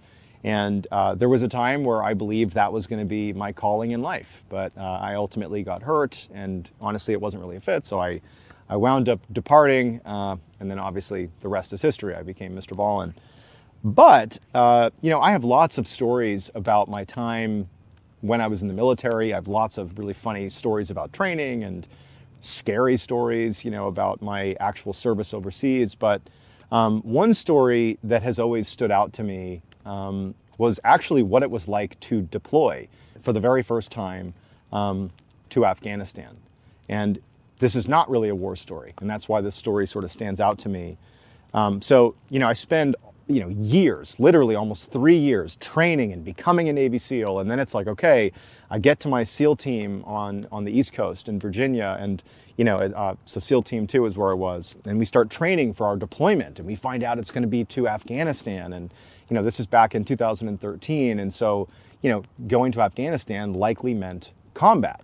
In that time, there was still definitely active combat operations happening. And for Navy SEALs and for any direct combat unit, you do want to go to war, not because you are like a warmonger, but because that's what you train for. And so it's like, okay, like I'm getting ready for combat. And then the day comes, and the way you deploy is, this is not unique to Navy SEALs, but like they don't send you out to wherever you're going in one group because it's sort of risky. What if a plane crashes and your whole platoon gets wiped out, right? So you get sent out in like little batches, like sometimes on civilian flights. Like I flew first to South America with like a couple other SEALs. We're all dressed as civilians. And then we hitched a military transit flight actually into Afghanistan. But again, like my mentality as I'm getting ready for this deployment is like, okay, like this is the thing I've trained for. Like, here we go, like combat. And I remember I was on this military plane. This is the last leg actually getting into Afghanistan. And when we actually flew into Afghani airspace, which is an active war zone at the time, the pilots, the military pilots, they turned the lights inside of the aircraft from the white overhead, like, daytime lights to red. And then they told all of us to stay away from the windows. And the reason was, like, we're now entering, the part of this trip where we're going to land. And in theory, the plane could get shot at. You don't want to get shot at through the window. And I mean, if you think about it, if you're getting blasted by like an RPG, it's not going to matter that like you're near a window or not. But it was sort of this stark reminder that it's like, okay, here we go. Like, we're about to enter a war zone. And then the way these planes would land is they needed to basically cut down the amount of time they were within small arms range. So the lower you get, the more, sort of exposed the plane is. And so the way they'd land is they would take these really steep descents and basically like fly straight down and then land really abruptly. It was like sort of gnarly. And so we're coming in for this crazy landing. The red lights are on. Everyone's tucked away from the windows. And I'm like, okay, we're getting ready for Afghanistan. And we touch down. And it's a successful landing, and now we're in this like pretty well fortified base. Shank is what it was called.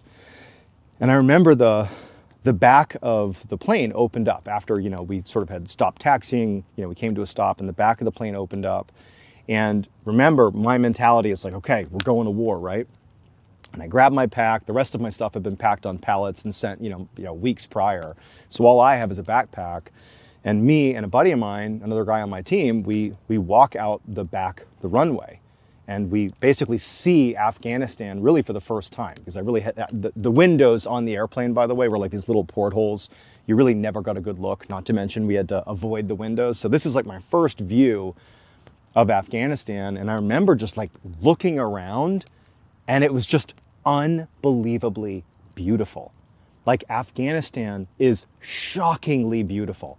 It's in every direction, 360 degrees, these just enormous, like massive snow-covered mountains and just beautiful fields. It's like untouched land. And like, we're in the middle of this like jagged scar across the earth, which is this like NATO base where war is sort of launched out of. But it's like you're looking around at just this unbelievably beautiful place.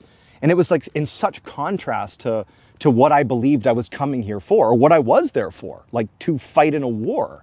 And it just like didn't compute. Like, this is too beautiful a place to be having a war fought. But I mean, very quickly after sort of seeing this environment and being like, oh my gosh, we were quickly ushered over to this like holding area, and we had to grab our stuff. And then before long, we had jumped into these very up-armored military vehicles called RGs, which are like 50,000 ton anti-IED vehicles. Basically, if it detonates underneath you, in theory, you'll survive.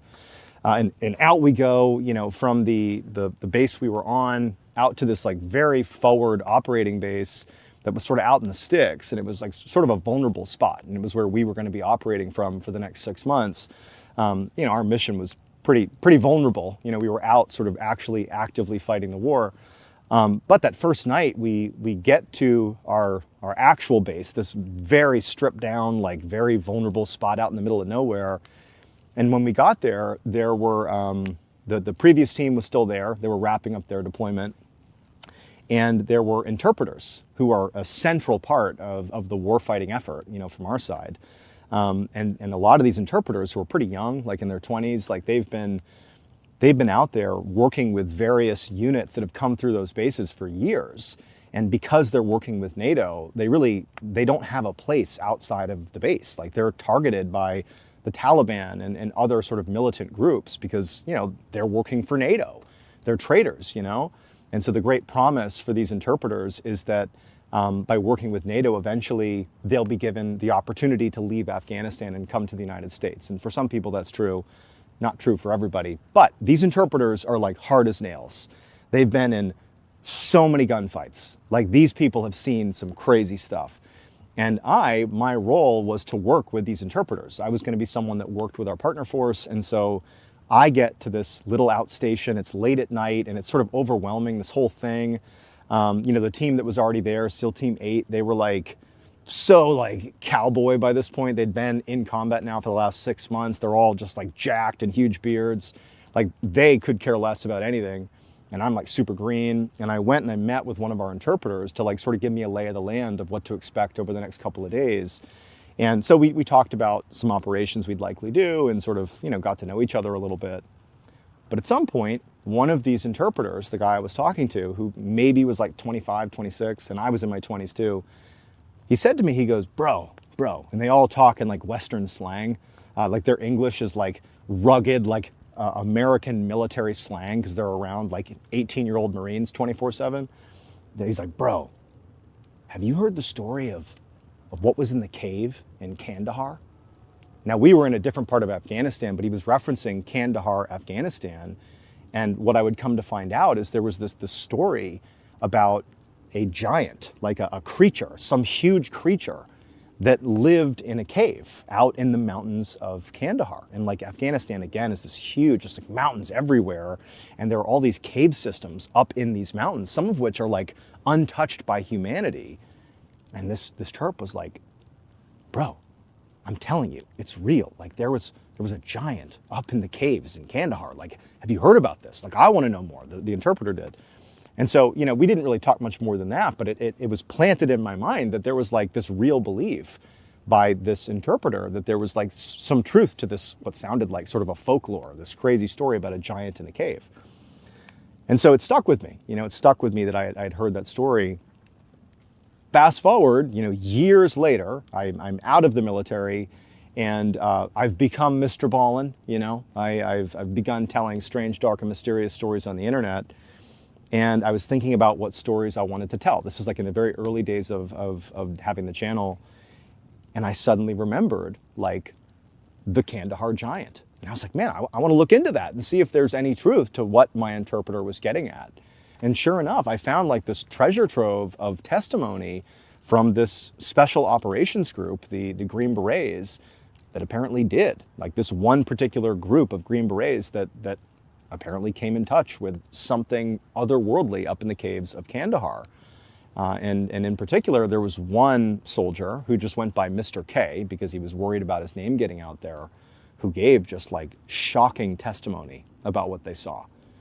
And so I felt like I needed to do this story justice. I wanted to sort of compile the notes and put together a story that, sort of picked up where my interpreter had began. And I told the story years and years ago. And tonight, I'm going to tell you that story again. So in 2002, there was this Army infantry unit that was out doing a patrol in the Kandahar mountain range. And again, you got to picture just massive snow-covered mountains. I mean, this is a huge area. And, a lot of times in 2002, these patrols, you'd be sort of looking potentially for cave systems where Taliban fighters would be camping out, or, sometimes there'd be fighters that were down in the valleys below. But these patrols were fairly routine for NATO in 2002. And so this unit, they're out on patrol, and generally the way it works, really independent of what branch of the military you're in the US military, when you're out on patrol, you basically update some level of higher command as you're doing the operation. And also, by the way, virtually no operations, no matter how routine or mundane, like no operations aren't planned out. Like everything is planned. Like what time you get there, how long you're going to be there, what you're trying to do, when you're going to leave, what platform you're going to use to leave. Like everything is really coordinated. And so this unit, they went out, for the umpteenth time to do this patrol. And at some point in the middle of this patrol, the higher command lost contact with them. And the reason this immediately stood out as problematic is, it wasn't totally unusual for a group to lose comms. I mean, you're trying to communicate across huge mountain ranges, using, these radios that are really a lot of times not that great. And so losing comms is not that unusual. But generally speaking, like a lot of times if you lose comms, you get it back pretty quickly. And so there had been a pretty long period of time where no one could get in touch with this unit. And then on top of that, as higher command was beginning to figure out like what we should do here, should we send out a quick reaction force to go find them? Should we send, air assets overhead to go try to look for them that way? As they're thinking about that, somebody realized that not only had they suddenly gone silent, this huge infantry unit, but also they had not called in a TIC before they went silent. So a TIC, or troops in contact, is the acronym for basically being in a gunfight. And the reason this is important is, when you're in a combat zone, your higher command doesn't automatically know if you're getting shot at or if you're in an active gunfight. You need to call it in. And the reason you call it in is because you may need huge help. You might want air assets to come in and save the day. You might need a medevac. You might need reinforcements. And so basically, the instant you start getting shot at, commanders on the ground, or whoever's on the ground, could be someone super junior, they'll call into higher command and say, troops in contact, tick, tick, tick, tick, tick. And the reason they do that is basically to have help on standby. Now they're like, okay, we know something's going down, we're ready to support. And in fact, what we saw when we were in Afghanistan is, if anything, we were like too quick to call in a TIC, because it's sort of like a cheat code, right? Like, oh, I think I heard gunfire way over there, call in a TIC. And then immediately you got like warthogs overhead and crazy assets everywhere, like you're totally protected. We sort of took advantage of it, and a lot of people did. Like, it's rare for the reverse to happen. Like, people are not conservative calling this in. And so for an entire unit to suddenly go like silent, having not called in a TIC, it's either a huge like radio problem, but that usually gets resolved relatively quickly, or it's something else, something that is just harder to define because it just doesn't really happen very much. And so after a certain amount of time had passed, when still no one could get in touch with this unit, ultimately the Army decided this was, a big enough deal. There was enough people in that unit that were now unaccounted for, that they decided to send in an elite military unit to try to find them. And so they tapped this Green Beret unit. So the Army's top special forces team, the Green Berets, they grabbed a group of those guys and said, you go out into the mountains of Kandahar to their last known location and figure out what happened to them. And one of the people that was in this detachment of Green Berets was Mr. K, one of the people that gave pretty incredible testimony that I'm about to relay to you right now. So Mr. K and the rest of his small group of Green Berets, they hop on helicopters and they fly out to this section of Kandahar where, this infantry unit was last. And they touch down, and you got to understand that this is like rural as rural can be. There is, no people. Like, there's no cities, no nothing. There's like mud huts periodically, but it's just like mountains. You kind of feel like sometimes when you're in Afghanistan that you're like almost on a different planet. And so they touch down and they look around and they see nobody. Like, there's no locals. There's certainly no, American military or NATO. It's just like a wasteland in all directions. And they know that the area they're searching is pretty sizable and it's very mountainous. So it's going to be like a very rough several days of basically hiking through the mountains trying to find any sign of this unit. And so they touch down, and they all have like extremely heavy packs on. I mean, you got all your ammo, your equipment. Like, this is a rugged thing they're doing. And they start hiking through the mountains. Based on the brief that unit had given before they stepped out for this mission, they sort of had a rough idea, Mr. K and his unit, of the direction of travel. And so they're sort of following that direction. But as they're hiking through the mountains, I mean, the unit that Mr. K was a part of, they didn't find anybody. And for several days, I mean, they're out there in the mountains just hiking all day. They came into contact a couple of times with the enemy, but there wasn't even any ticks or anything. It was just like at a distance, like, oh, there's some fighters over there. But they're on a mission to find these missing soldiers. So they're not trying to engage with anybody else. Like, they're just hiking and looking for any sign of this unit. But again, for a few days, they couldn't find anything. Finally, though, on the fourth day of this rescue mission, so during the daytime, Mr. K and his team, they're walking along the mountain range, and they decide to take this goat trail that they can see right ahead of them. It sort of goes up and over the top of this mountain. They decide, okay, we're just going to take that goat trail and see what's on the other side. There wasn't any clear agenda for why this goat trail was of interest, but they're like, oh, everywhere else we're walking is just rugged and awful. At least this goat trail, a literal trail made by goats running along this area, is easier to walk on. So let's take that, we'll follow it to the other side, and we'll see what's up there. And also we'll be up higher and we can maybe get a view down into the valley on the other side, and maybe we'll see something. And so Mr. K and the rest of the Green Berets began making their way up this goat trail, which sort of, meandered its way up and then eventually onto the other side.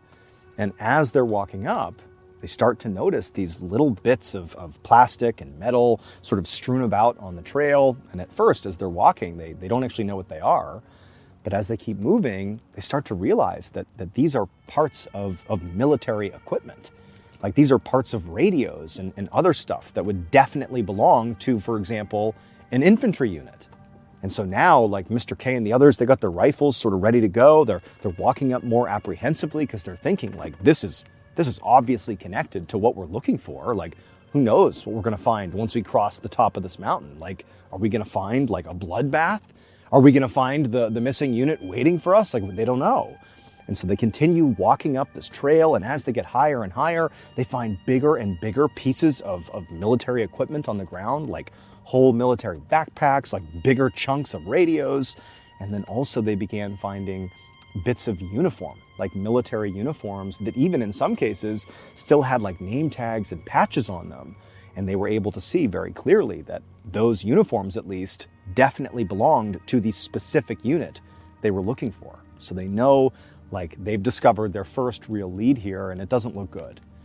And so up the goat trail they go, and they finally get to the very top. And I say this, I'm trying not to be biased because obviously I was a Navy SEAL and I think very highly of U.S. Special Operations and their training. But, Green Berets and Navy SEALs, they're very different and definitely do different jobs. But in many ways, they are peers, certainly in terms of like the rigor of training. And one of the things that is just absolutely true, and I've seen it in combat, is that when stuff gets wild, like in a combat scenario, in a dangerous scenario, these Green Berets would have absolutely fallen into their training like flawlessly. This would not have been, no matter how crazy or how insane whatever they saw on the other side of the mountain, whatever it was going to be, they were ready for it. And so they would have been like dialed in, making their way up the mountain, getting ready to handle whatever's up there. And so, Mr. K and his team, they make their way to the very top of this goat trail. And when they crested the top, what they saw was like this plateau. So it wasn't like a peak, it was like this flat section of the mountain. And actually there was another section of the mountain that sort of went up beyond the plateau. And there were these huge like cave entrances that sort of basically fed out. These 3 cave entrances fed out onto this plateau, as if it was like the plateau was the front porch and the cave entrances are like the doors that lead into this upper section of the mountain. And on this plateau, scattered all over the place, is not just, more pieces of military equipment, but also pretty obviously human bones, or what appeared to be human bones, like scattered about. And there was, no living people up here. The missing unit was definitely not up here. But it looked like if they were up here, something horrible happened to them. And so once they reached the plateau, again, you got a picture like this elite military unit, they would have immediately taken up positions all around this plateau because they know these cave entrances have to be explored. You have to see who's inside of there. Like, is the missing unit in there? Are the remaining survivors taking shelter in there? Are there combatants in there? And so Mr. K and his unit, they sort of detailed taking up positions, getting ready to engage if they had to. And then once they were in position, Mr. K and the guy he was next to, his shooting buddy, if you will, were tapped to go up to the entrance of one of these caves and just look inside. And so silently they got up and they walked across this plateau while the rest of the team is sort of looking outward and also looking in. So there's 360-degree security. So Mr. K, he walks up along with his shooting buddy, and he said he looked into this entrance, this huge, massive entrance, like could easily just walk into this opening, but it's totally dark inside. And so he goes into the cave. And once he gets in there, like it's very dark and he's sort of trying to look inside to see if he can see anything. And it does go back a little ways, but he barely takes a couple of steps into the cave when he realizes like there's like this sheer cliff within the cave. Like you basically walk in and then it shoots straight down. And Mr. K, he caught himself and he looked down to see if he could see what was down sort of in this pit within the cave, but it was just too dark, he couldn't see anything. And then, like, as he's standing back up again, getting ready to sort of assess what he should do next, he sees like a flash of movement in the far backside of the cave, basically beyond this crevasse that he can't cross. And so Mr. K instinctively raises his gun like he's ready to engage whatever this is. But before he can, this enormous spear, like a massive javelin, comes soaring out of the cave and impales the shooting buddy. His name was Dan, the other Green Beret that was next to Mr. K, who went up to explore the cave. The spear impales him, sends him flying back, and this is in plain view of all the other Green Berets. They all see this happen. And then, like, in the space of a few seconds, this massive, just enormous human creature, this like 12-foot tall thing, comes bounding out of the cave, clears the crevasse, and charges out onto the plateau. And it sort of looked like a huge person, but again, it's like 12 feet tall. It's got 6 fingers on each hand, 6 toes on each foot. It's wearing various animal skins, got this huge red hair, red beard, and it runs out to, presumably attack the Green Berets. But immediately they just start shooting it, and in like seconds, this massive creature falls to the ground, dead. And so at this point, like after the creature is down, I mean, nobody knows what to make of this, but again, it's like they fall back into their training. They immediately, once they know the threat is down and there's nobody else coming out of the cave, they run over to Dan to provide, life-saving care. But Dan's dead. I mean, he was killed by this javelin. And so now the team, they poked their head into the cave to make sure there wasn't anybody else, but as far as they knew, there wasn't. And for sure, this giant was dead. And so, like, they hadn't found the missing military unit, but now they have a casualty, and like they have this horrible thing that's happened. And so one of the team leads for this Green Beret team, they end up calling higher command, and they say, hey, you got to come get us. Like, we can't even tell you what just happened, but we have a man down, killed in action, and we have this combatant, this creature, we don't even know what to call it, but you got to get out here, and you got to take this thing too. We don't even know what it is.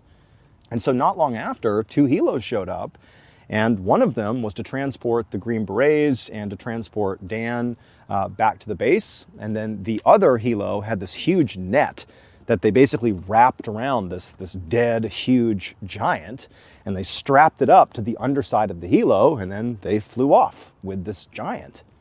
And, Mr. K and his unit, they expected to be brought back to base and to basically debrief the mission, which, in layman's terms means you basically talk through what actually happened and you sort of put it down in your after action report, like what happened, what mistakes were made, what did we do, like you basically put it on the record, like what happened. And you do it typically like right afterwards. Even if you've had like a casualty, you immediately document what's happened. And so they go back to base expecting not only to tell their story about seeing this giant, if you will, but to maybe get some clarification about what the heck just happened. Like, they wanted some more information, but when they got back to base and they did their after action report, which they sort of did on their own, nobody came to talk to them. The unit was sort of pushed off to the side and told to just, write down what you saw and just leave it at that. After they wrote it all down and they included, the truth, everybody on the team saw what they saw, they were told by higher command that they actually could not publish those details in their after action report, and they had to change it. Like we can't say you fought a giant in a cave. We can't say that. Like there's no way that's true. You can't say it. And so Mr. K and his team, like despite knowing it wasn't true, they went and they changed the report, and they just said they came in contact with the enemy, and the enemy, through small arms fire, killed Dan. And then after they submitted this, erroneous report, they were then told to sign all these non-disclosure agreements to basically say they would not talk about what they actually saw in that cave. And after that, Dan and the rest of his unit, they were basically told, you can't talk about this. This is too sensitive. And they even went looking for more information about it. And they found that all of the reporting in Afghanistan around that time about that operation had been heavily redacted. Mr. K never even found out what happened to the missing unit that they had gone out looking for. Like it was just this big mystery. But fast forward 14 years to 2016, and Mr. K just felt like he didn't want to keep this a secret anymore. And he spoke to some other members of his team that were there, and they too were just like really shaken up by what happened and just felt like it was wrong that nobody knew. And so that's what ultimately prompted Mr. K to go public with his story. And also when he went public, what he also discovered is that other people sort of in the military hierarchy also had some level of exposure to this giant. I mean, what Mr. K would discover is that after the giant had been hoisted in that net by that helo and flown off somewhere, apparently it had been brought to an airfield in Afghanistan, another NATO base, and pilots that were going to be transporting this to another base remember seeing this 12 to 15 foot tall giant looking person with 6 fingers on each hand and 6 toes on each foot in this net. They remember seeing it and actually describing it in their after action report. And they would say they were told not to include those details. And those details were redacted and made top secret. And so basically Mr. K, after coming forward, quickly learned through the grapevine that basically everybody affiliated with the giant was told not to talk about it. And the government basically shut it down, redacted it, and made it top secret. Now, I don't really know what to make of this story. There's a part of me that does want to believe that, the testimony of Mr. K is totally legitimate. But there's also a part of me that knows that, this could all just be made up. But a lot of people claim to have seen this thing. And I remember so distinctly, my own interpreter back in 2013 being so convinced that there was something in the caves in Kandahar and he really wanted to know more about it. It's like, there's some level of truth to this. I mean, I was, in Afghanistan and I was in the mountains of Afghanistan, not Kandahar. I was in Logar. But I mean, we used to walk by and look up and see these cave entrances. And I got to tell you, it's unsettling. I mean, who knows what's inside of those things? It doesn't seem entirely impossible that a giant could be in there, Like this is a landscape that's just, it's different. It's like a different planet out there. But, I mean, really what you're left with here is you have an entire infantry unit that's still unaccounted for, at least publicly, and you have an Army Green Beret in Dan who was killed in front of his team, and they want answers. And, it's like what you see is the government apparently went to great lengths to cover up what happened, or to at least disguise the truth. Whether or not they're covering something up remains to be seen, but I think there's more to this story that we simply don't know. But I'd love to hear what you think in the comments, so why don't you let me know in the comments and I'll get back to as many people as I can. Hey everyone, just a reminder, I'm going on tour this year, which means if you go, you can experience never before heard stories from me live and in person. We did this in 2024 and people loved it. So get your tickets today at tour.ballenstudios.com right now before they sell out. That's tour.ballenstudios.com. I can't wait to see you all at the shows. All right, thank you all so much for joining me tonight at the campfire. And if you enjoyed this, remember, we actually have a whole playlist of campfire episodes that are ready for you to binge right now. If you want to do that, go ahead and click right here and give them a watch. All right, until next time, see ya. Today, I'm going to share 3 stories that each have a very iconic, disturbing photograph that is tethered to that story. And at the end of each of these stories, I'll show you that photo. And some of these photos are truly astounding. But before we get into those stories, if you're a fan of the strange, dark, and mysterious delivered in story format, then you've come to the right place because that's all we do. So if that's of interest to you, please offer to host the like button at your house for a big dinner party. But when they show up, don't let them inside. Instead, simply tar and feather them. Also, please subscribe to our channel and turn on all notifications so you don't miss any of our weekly uploads. Okay, let's get into today's stories.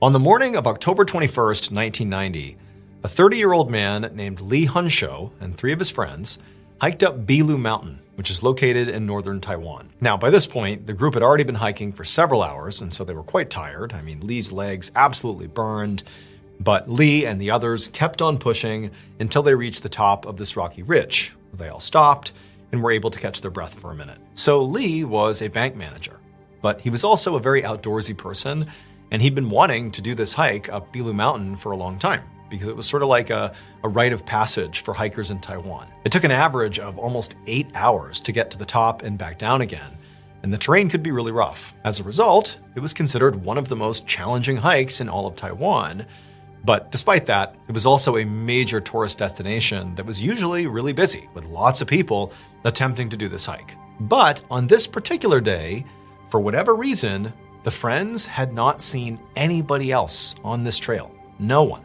And I mean, the weather was good, it was a weekend, I mean, there was really no good reason for nobody to be here, but they had the mountain to themselves. So Lee and his friends, they stood on this rocky ridge and caught their breath, they had some water, they had a couple of snacks, and then it was onward because they were not at the summit yet. I mean, this was a beautiful lookout point they were at, but they still had some pretty difficult climbing ahead. And so on they went, very excitedly. They're making their way towards the top. This is something they were all really excited about.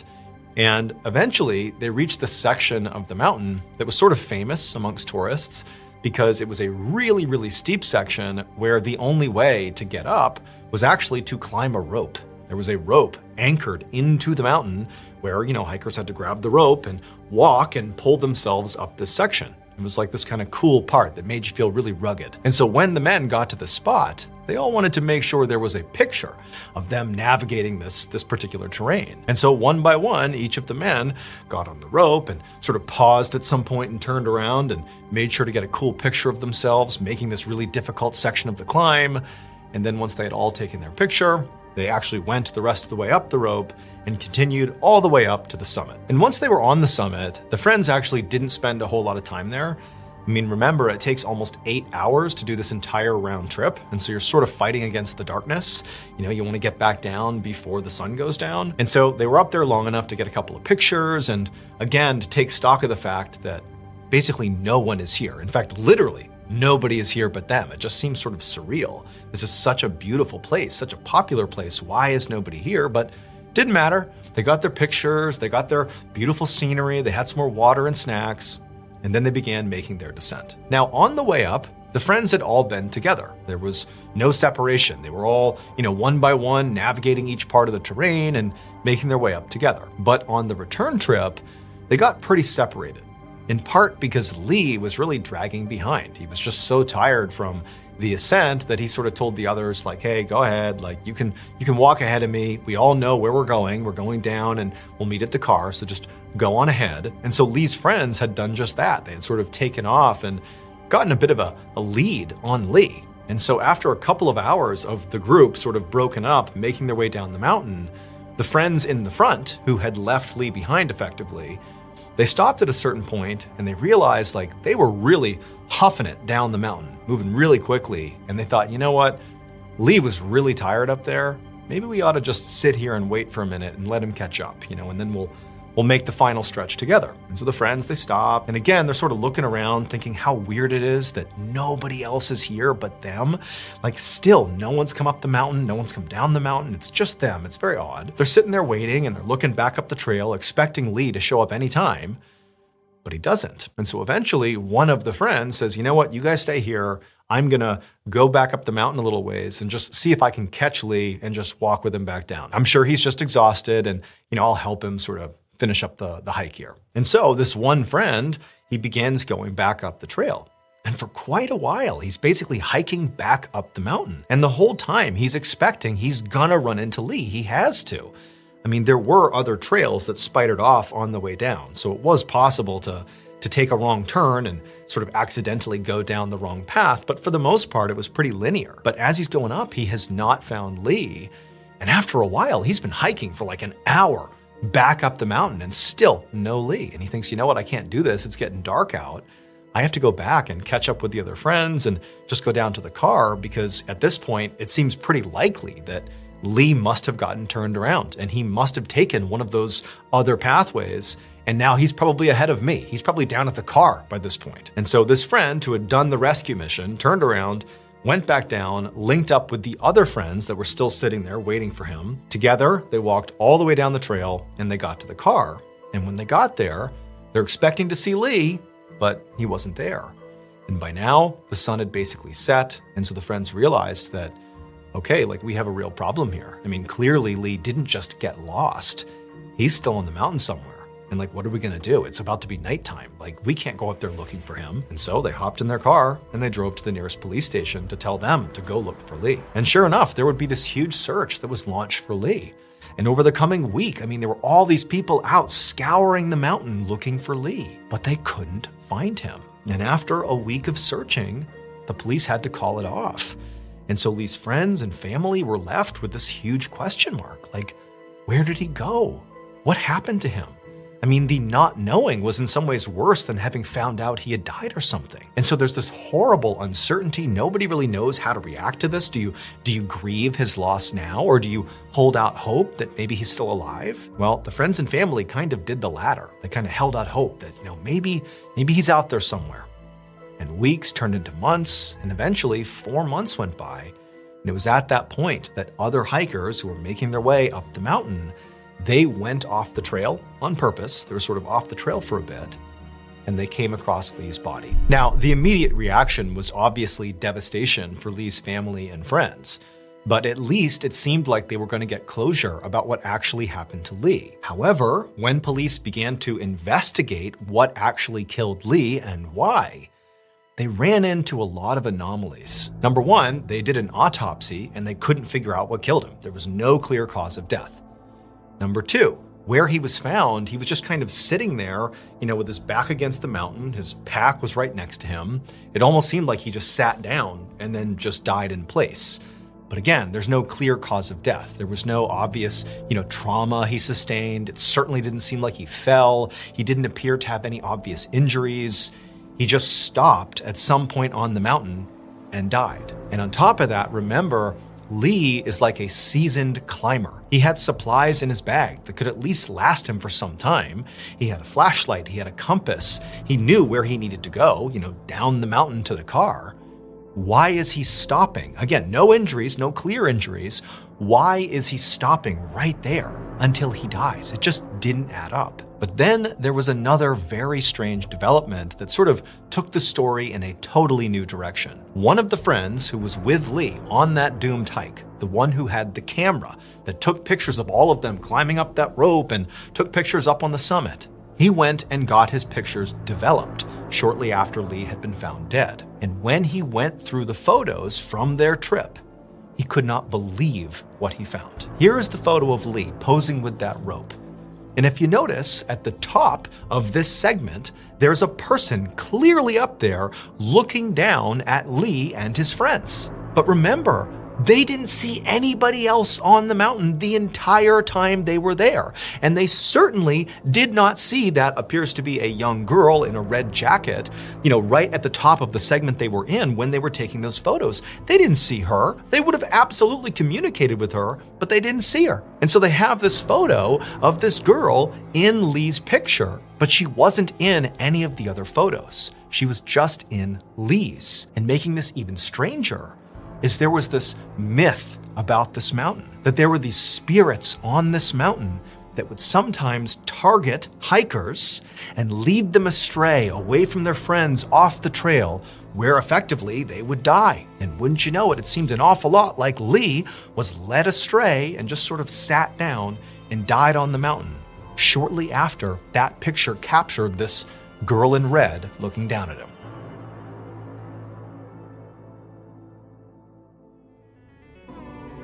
BetterHelp is the paid partner of today's video. As an adult, I have found the holiday season can sometimes be sort of depressing. And I think the reason for that is nostalgia. I find myself looking back at my childhood when I had no responsibilities and I basically just got given presents and had wonderful food and family and friends around. And I look back at that and I think, that's what the holidays are about. Why can't I have that? Now I have bills to pay and I have a job and I have responsibilities. It doesn't feel magical. It feels stressful and kind of sad. But I'm here to tell you that there's a solution. And it's not to go back in time. It's instead to just be present. Be present in the moment. Appreciate what you have. Things have changed, no doubt, but that's okay. Change is okay. You just can't be stuck in the past. You need to be in the present. So if you want to slow down, reflect, and reset this December, BetterHelp makes it really easy to start talking with a therapist. BetterHelp accepts both HSA and FSA cards, making it even easier to prioritize your mental health. In 2024 alone, over 137,000 people used their HSA or FSA benefits for therapy through BetterHelp. So be sure to use yours before they expire. Click the link in the description or go to betterhelp.com/MrBallen to get 10% off your first month.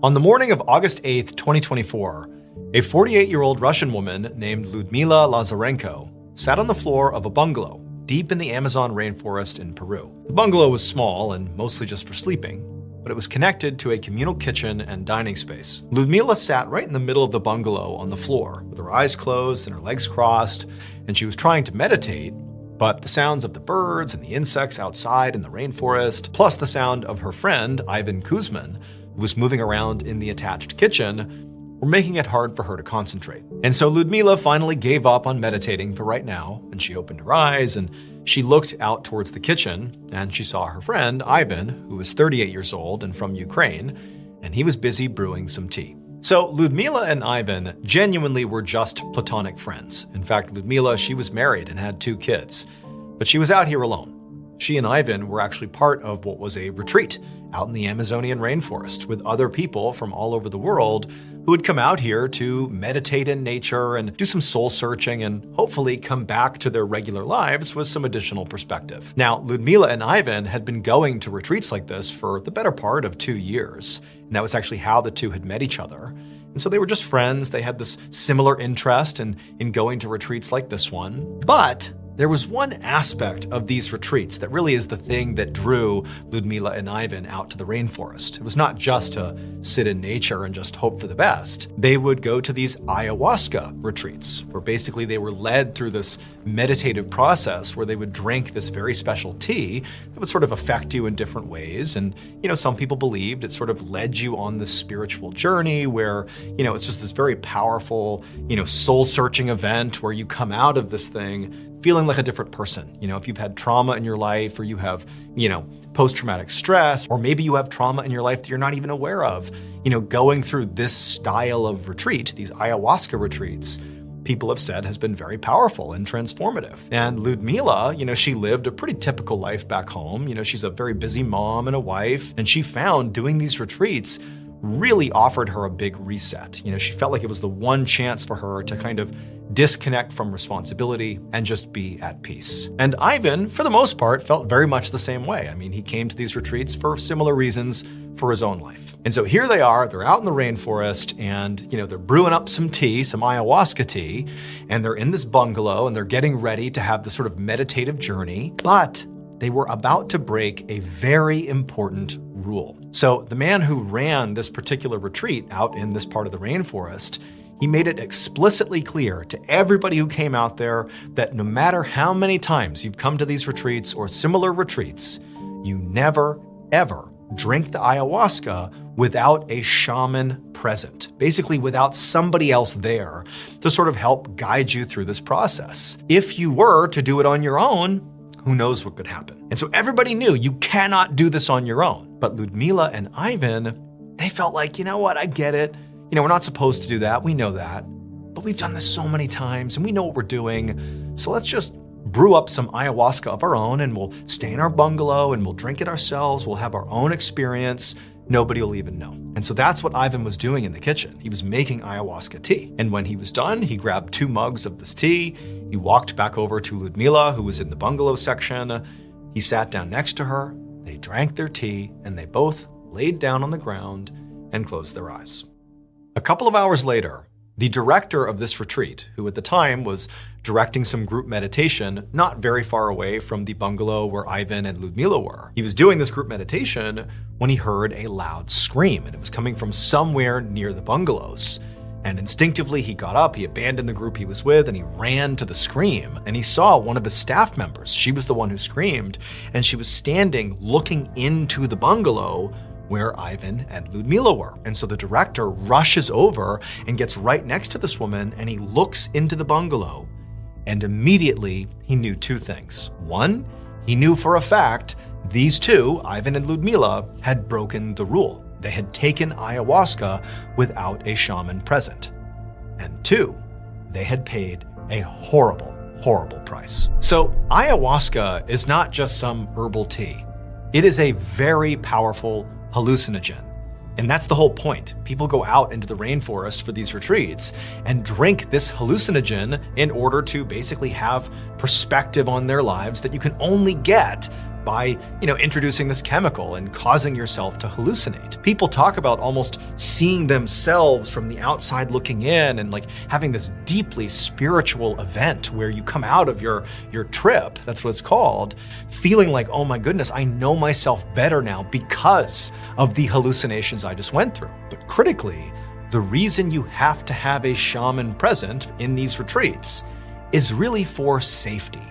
Because sometimes when you take ayahuasca, you have a bad trip where you have all these hallucinations, but they're of horrible, terrifying things, but you can't differentiate them from reality. And so you're living in a nightmare. And a lot of times these bad trips, it feels like something's gonna happen to you. You're gonna get hurt in some way, or somebody else is gonna get hurt unless you act. But again, you're sort of out of your mind. And so you have these shamans present to protect you from yourself. But Ivan and Ludmila didn't have a shaman present. And so when they entered their trip, Ludmila was having a good trip, Ivan was not. He had a horrible trip.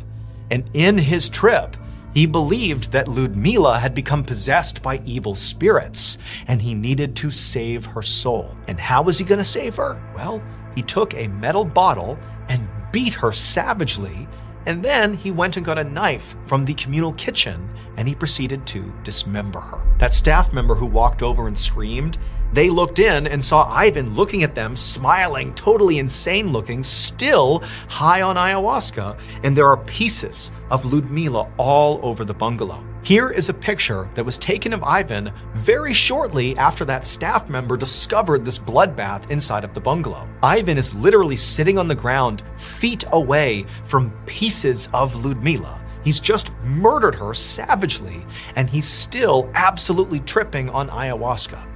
He looks like an absolute madman.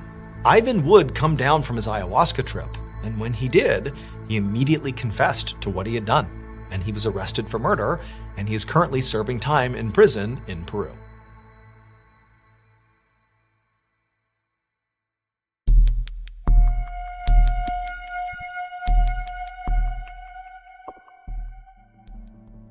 Around 4 p.m. on August 20th, 1975, an 18-year-old boy named Michael McQuilkin hiked up a massive granite rock called Morro Rock, which is in Sequoia National Park in California. Michael's 12-year-old brother Sean and his 15-year-old sister Mary were also on this hike with him, but currently they were lagging way behind, and he could just tell it was because they were tired. Now, the hike to the summit of Morro Rock was only a quarter of a mile, like this is a pretty short hike, but it was really steep. And Michael, despite only being 18, was sort of a pretty seasoned climber. I mean, he had just hiked 200 miles through the Sierra Nevada mountain range all by himself. And so for him, this terrain was no big deal, but he knows his siblings are not big mountaineers, nor are they pretending to be. And so he thought, okay, I'll wait, I'll let them catch up. But as Michael waited, he started to notice that the sky was getting pretty dark. Now, he had checked the weather before coming out here, and there was not supposed to be a storm, but it was sort of undeniable that something's happening. This is not normal. It's getting pretty dark and windy. But Michael told himself that, maybe there's just a little pocket of weather and it'll pass. This can't be a big deal. And then eventually his siblings finally caught up to him. And then together, just a couple of minutes later, they were right at the summit. Now, by the time they were on the summit, they're looking out and the view is spectacular. But now it's becoming increasingly apparent to all three of them that this weather system, whatever's rolling in here, is pretty big and pretty bad. This is not some passing little thing. The sky is like pitch black at this point. But before they left, they just wanted to take a quick picture. And so because they didn't have a tripod or anything, they actually had Mary just take a picture of Michael and Sean. It was the best they were gonna do. They couldn't really get a group shot. And so Mary snaps a photo of the two brothers.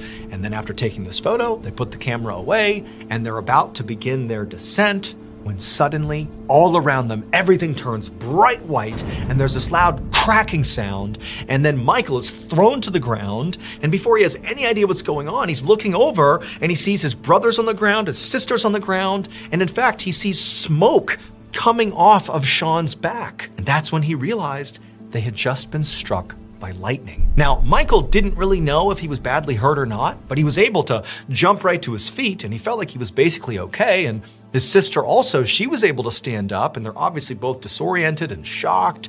But Sean, I mean, he's in a heap on the ground and is literally smoking. It seemed like he really took the brunt of this lightning strike. And so Michael and his sister, they scooped Sean up, and together they hustled down the mountain, they got in a car, and they rushed to the hospital. And somewhat unbelievably, despite taking effectively a near direct hit from a lightning bolt, Sean survived. I mean, he was covered in burns, but he and Michael and Mary all lived through this strike. But the reason we know about this lightning strike is not just because they survived. That's great, but that's not why we still talk about it today. The reason we still talk about it today is because of that picture that Mary took of Michael and Sean standing on the summit of this mountain. If you look at this picture, you can see that the two brothers, their hair is sticking up in all directions. And they noticed at the time that their hair was standing up, but they didn't know why. They thought it was kind of funny. That's why they're smiling in the picture. But what they didn't realize they were capturing in this photo is the very scary phenomenon that occurs when you're basically right about to be struck by lightning. The air around you, especially if you're in a very exposed spot like the summit of a mountain, gets electrically charged and your hair stands up right before you're hit by the bolt. And so now this picture is now used by the National Park Service to show people what to be aware of when you're out hiking on these mountains. If your hair starts to stand up, you better move.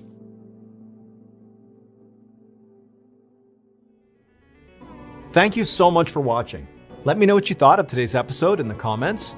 And remember, we have hundreds of videos for you to binge right now. But if you're looking for a recommendation from me of that one video that's worth your time, well, it's this one right here. So give it a watch. All right, until next time, see ya.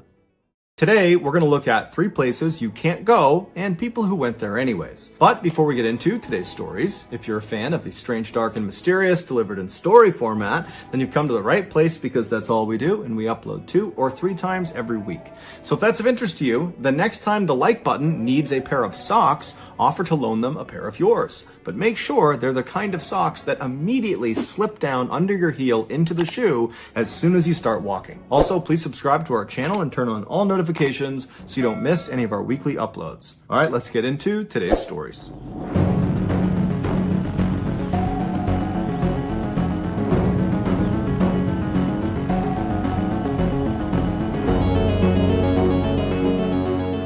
In 1990, 31-year-old John O'Brien was a landscaper in a town just outside of Chicago, Illinois.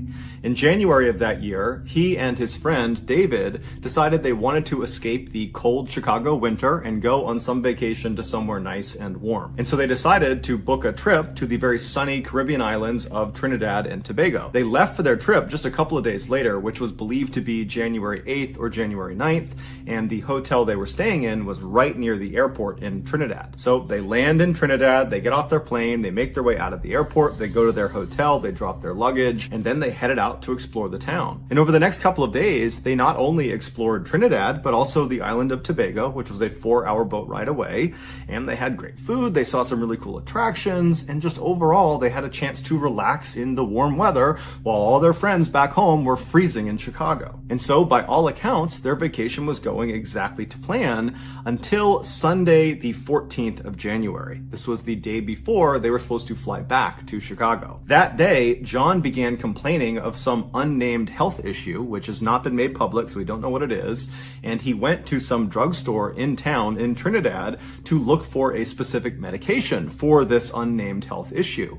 But the drugstore did not carry this medication, so John left and he went to another drugstore and another store, but nobody had this medication. And so by the time John got back to the hotel and saw David would later remark that John was not only distraught about not having this medication, but John was disoriented. Like whatever this health issue was, it was starting to manifest itself in this kind of disoriented state that John was in because it was not being treated. But eventually, David decided that John was okay enough that they did not need to call a hospital or call a doctor, and the two men decided to just go to bed because after all, they had a very early flight the next morning. So the two men climb into their respective beds, which are in the same room, 2 twin-size beds, and they fall asleep. But about an hour to maybe an hour and a half after David had fallen asleep, he wakes up to some man standing next to his bed, choking him. He's grabbing his throat and throttling him. And so David has no time to respond to what's going on. He just starts grabbing this guy's hands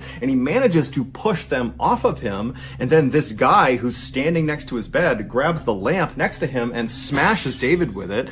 David, from getting hit, falls out of the bed. He lands on the ground, and this guy, his attacker, jumps on top of him, and the two men are fighting. But eventually David manages to overpower this guy and he kicks him off. And as soon as he does that, he realizes this guy that's been attacking him is John, and John is completely naked. He's got no clothes on. And so John just stands up and David's looking at him like, what's going on? And John just runs out of the hotel room. He ends up running down the hall. He goes down the stairs. He runs past the front desk, out the front doors of the hotel, and just takes off running. And so John runs for several minutes until he reaches the airport. But instead of going through the front gates, he goes to the side of the front gates where there are these huge chain link fences with barbed wire at the top. And John, again, wearing no clothes, climbs up the chain link fence and then manages to navigate the barbs at the top and drops over onto the other side. But where he landed, although it was on airport property, it was kind of like a trap because this airport had two fences around its perimeter back to back. And so where John landed was like this grassy no man's land between these two fences. But John was on this kind of deranged mission, so he stands up and instead of trying to get back out again, he turns and climbs the next fence, the one that is closer to the airport. And so he climbs up this fence, he manages to get past all the barbed wire at the top, and he drops into the parking lot on the other side. He stands up and just continues running towards the main building of the airport.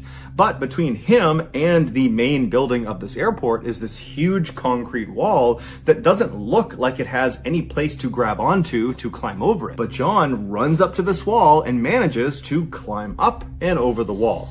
And where he landed on the other side was right next to this security guard shack. And so he comes crashing down, and the 4 security guards that are in this shack, they see him come over the wall. They see this naked guy just suddenly appear. And so they charge out to apprehend him and figure out what's going on. But John apparently attacked them. We don't know exactly what he did, but he managed to overpower all 4 of them, and he stole their 4-wheel drive vehicle. And so John just bombs away from the security guard shack with the 4 security guards chasing him on foot. And John, he weaves around the outside of the main airport building and he heads out onto the tarmac. Out on the tarmac, there were several planes that were moving into position for takeoff. One of those planes was this huge British Airways jet airliner passenger plane that was actually the next to take off. They'd already fired up their engines and they were sitting at the top of the runway just waiting for clearance. And John just drives directly into this plane.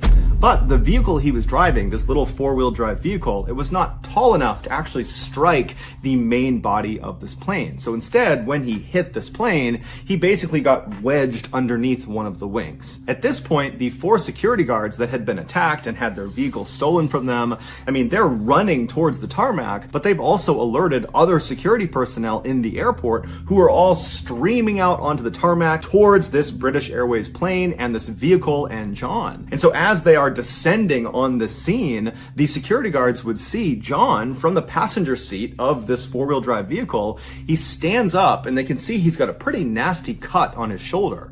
And John reaches up and starts rubbing his hand on the underside of the plane, which had been damaged from running into it. And there was oil leaking off the underside of this plane. And John began rubbing this oil around and then dabbing it into his big wound on his shoulder. And then after packing it with this oil, John leapt out of the wrecked 4-wheel drive vehicle and then just took off running away from all these security guards and away from this plane. And in the chaos of this moment, all these security guards and all the airport personnel that were descending on this scene, they managed to lose sight of John. He disappeared on the backside of this plane. And so all these security guards and airport personnel, they come to a stop about 100 feet away from this plane and this wrecked vehicle, and they're just kind of staring at it, wondering, what are we going to do next? They're calling other agencies to come in and assist with this situation, when all of a sudden somebody notices John about 300 feet away on the other side of the plane.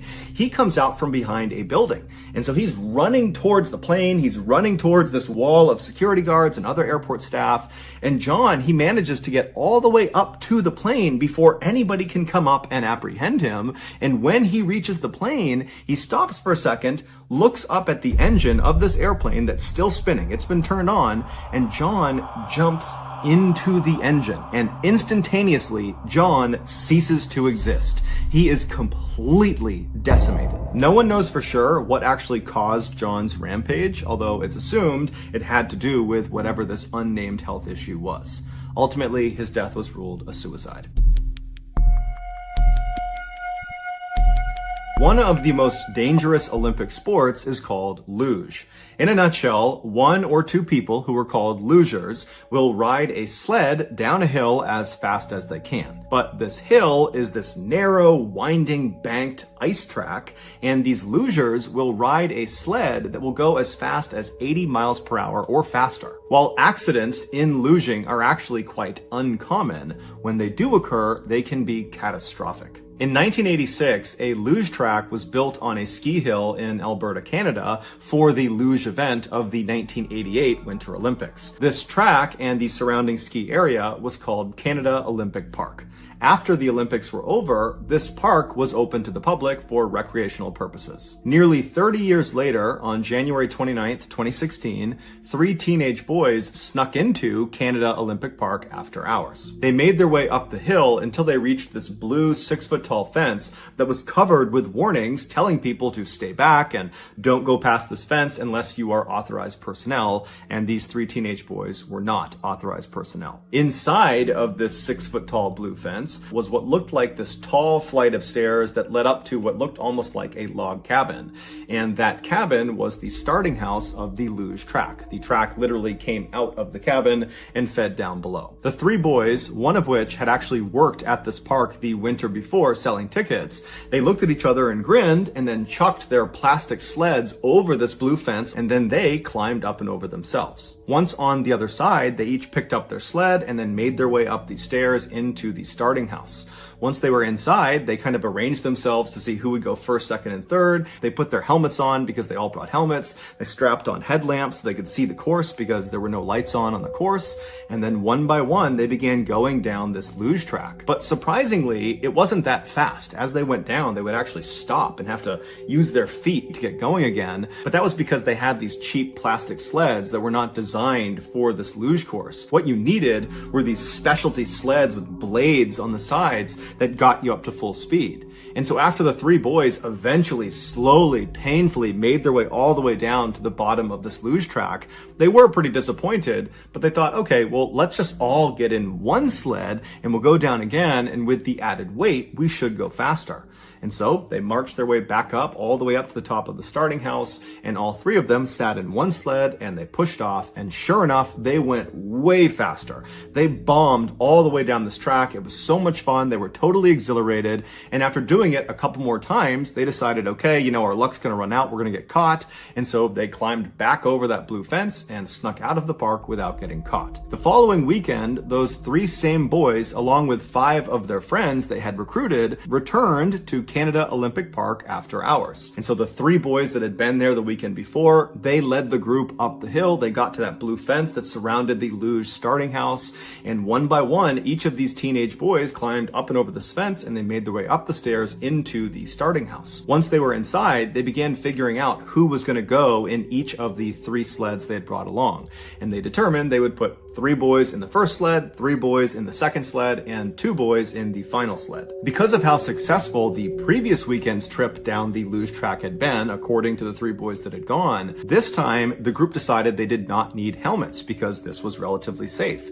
They also decided not to bring headlamps because they figured it would be more exhilarating to go flying down this track in the darkness. And so a little after midnight on February 6th, the first 3 boys climbed into the first sled and pushed off. At first, it was going exactly to plan. It was fun, they were going fast, it was exhilarating, but then disaster struck. Unlike the previous weekend, this weekend, there was a metal chain that had been strung across one of the sections towards the bottom of the luge track. It was there to keep a particular section of the track in place. And so these boys, as they come flying around the corner, they don't see it, and they strike this chain at full speed. Now, this chain was at neck height, and so when it hit them, it instantly decapitated and killed one of the boys. It was a 17-year-old named Evan Caldwell. And so he dies immediately, and the other two are thrown from the sled and landed unconscious. Now, back up at the starting house, they have no way of knowing this has happened to the first sled. Not only because they can't see anything, but also because the boys in the first sled are not making any sound. They're either unconscious or deceased. And so at some point, this second group of boys thinks they've waited long enough to account for the first sled to get down and out of the way. And so they load up their sled and they push off. And so they go flying down, it's going great, but just like the first sled, at some point they turn that corner and they hit that chain. But miraculously, the second group of 3 boys, they hit the chain in such a way that they kind of slipped under it. And so they were all thrown from their sled and kind of smashed into the track. But the worst injury of the second sled was just a broken ankle. And so this group, they stand up and they're totally disoriented. It's dark. They don't know what they just ran into. And before they had a chance to kind of collect their thoughts and yell up to the starting house to try to warn the third and final group not to go, it was already too late. All the boys could do in the second sled group was to just get out of the way as the third and final sled carrying the final 2 boys came bombing down, and they too struck that chain at full speed. One of the 2 boys on board this third and final sled was a 17-year-old named Jordan Caldwell, and he too, unfortunately, would be decapitated by the chain and would die instantly. And he was actually the twin brother of Evan Caldwell, the boy on the first sled who had also died. The other boy on the third sled would be thrown from the sled and would suffer grievous injuries as well. One of the survivors of the crash, who was actually on the first sled, his name was Caleb, and he was knocked unconscious from being thrown. When he came to, he was laying in a section of the track that was covered by a tarp,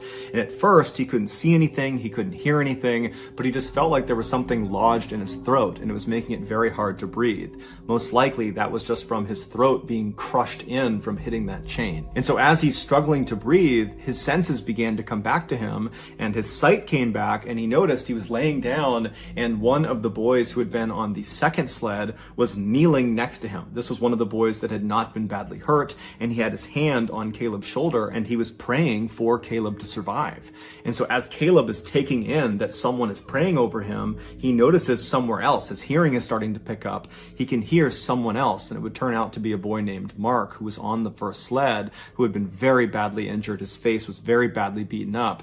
He was laying somewhere nearby, and he was just singing this religious song. He was trying to keep spirits high, and he was trying to will people to hold on and to survive as long as they possibly could. And then Caleb remembered hearing someone calling 911, and then he doesn't remember what happened next. When the paramedics ultimately arrived within the hour, they got to the track, and they found all of these boys spread out all over the track, because when they hit this chain, they got sent flying. But they discovered the twins were actually laying right next to each other, and none of these surviving boys had moved their bodies. And so even though the grief was just unfathomable amongst this family that had lost their 2 sons, there was some solace in the fact that despite having come down in different sleds, that the twins, Evan and Jordan, were together in their final moments. The 6 survivors of this accident would walk away from it with life-changing head injuries and other medical issues, and they would walk away with an indescribable sense of guilt and regret.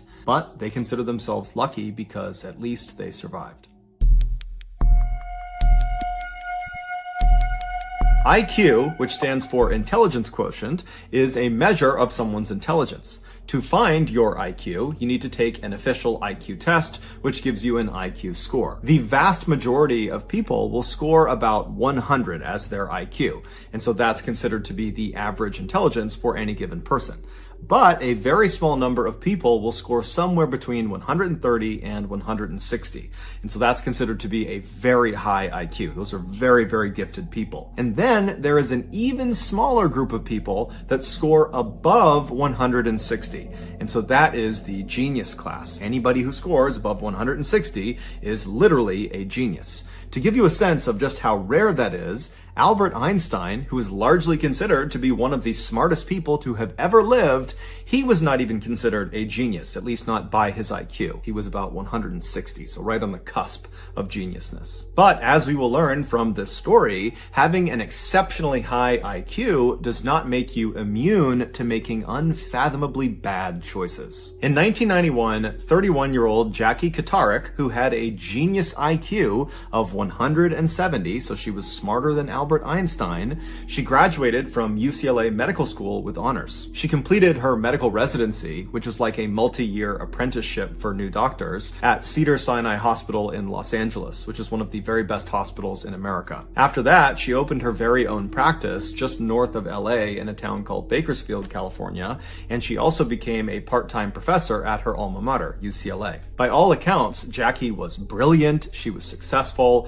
and she loved what she did, and her patients and her students loved her right back. Fast forward to 2010, Jackie was 49 years old, and she was still running her very successful practice, and she was still teaching at UCLA, and she was in an on-again, off-again relationship with a 58-year-old man named William Moody. While the details of their relationship are not really publicly known, it's fairly easy to deduce from the reporting that came from this case that Jackie and William fought a lot. On Wednesday, August 25th of that year, Jackie was spotted by herself at a Mediterranean restaurant in Bakersfield, California, having some drinks. And then at some point during the night, she called a ride service to pick her up and take her home again.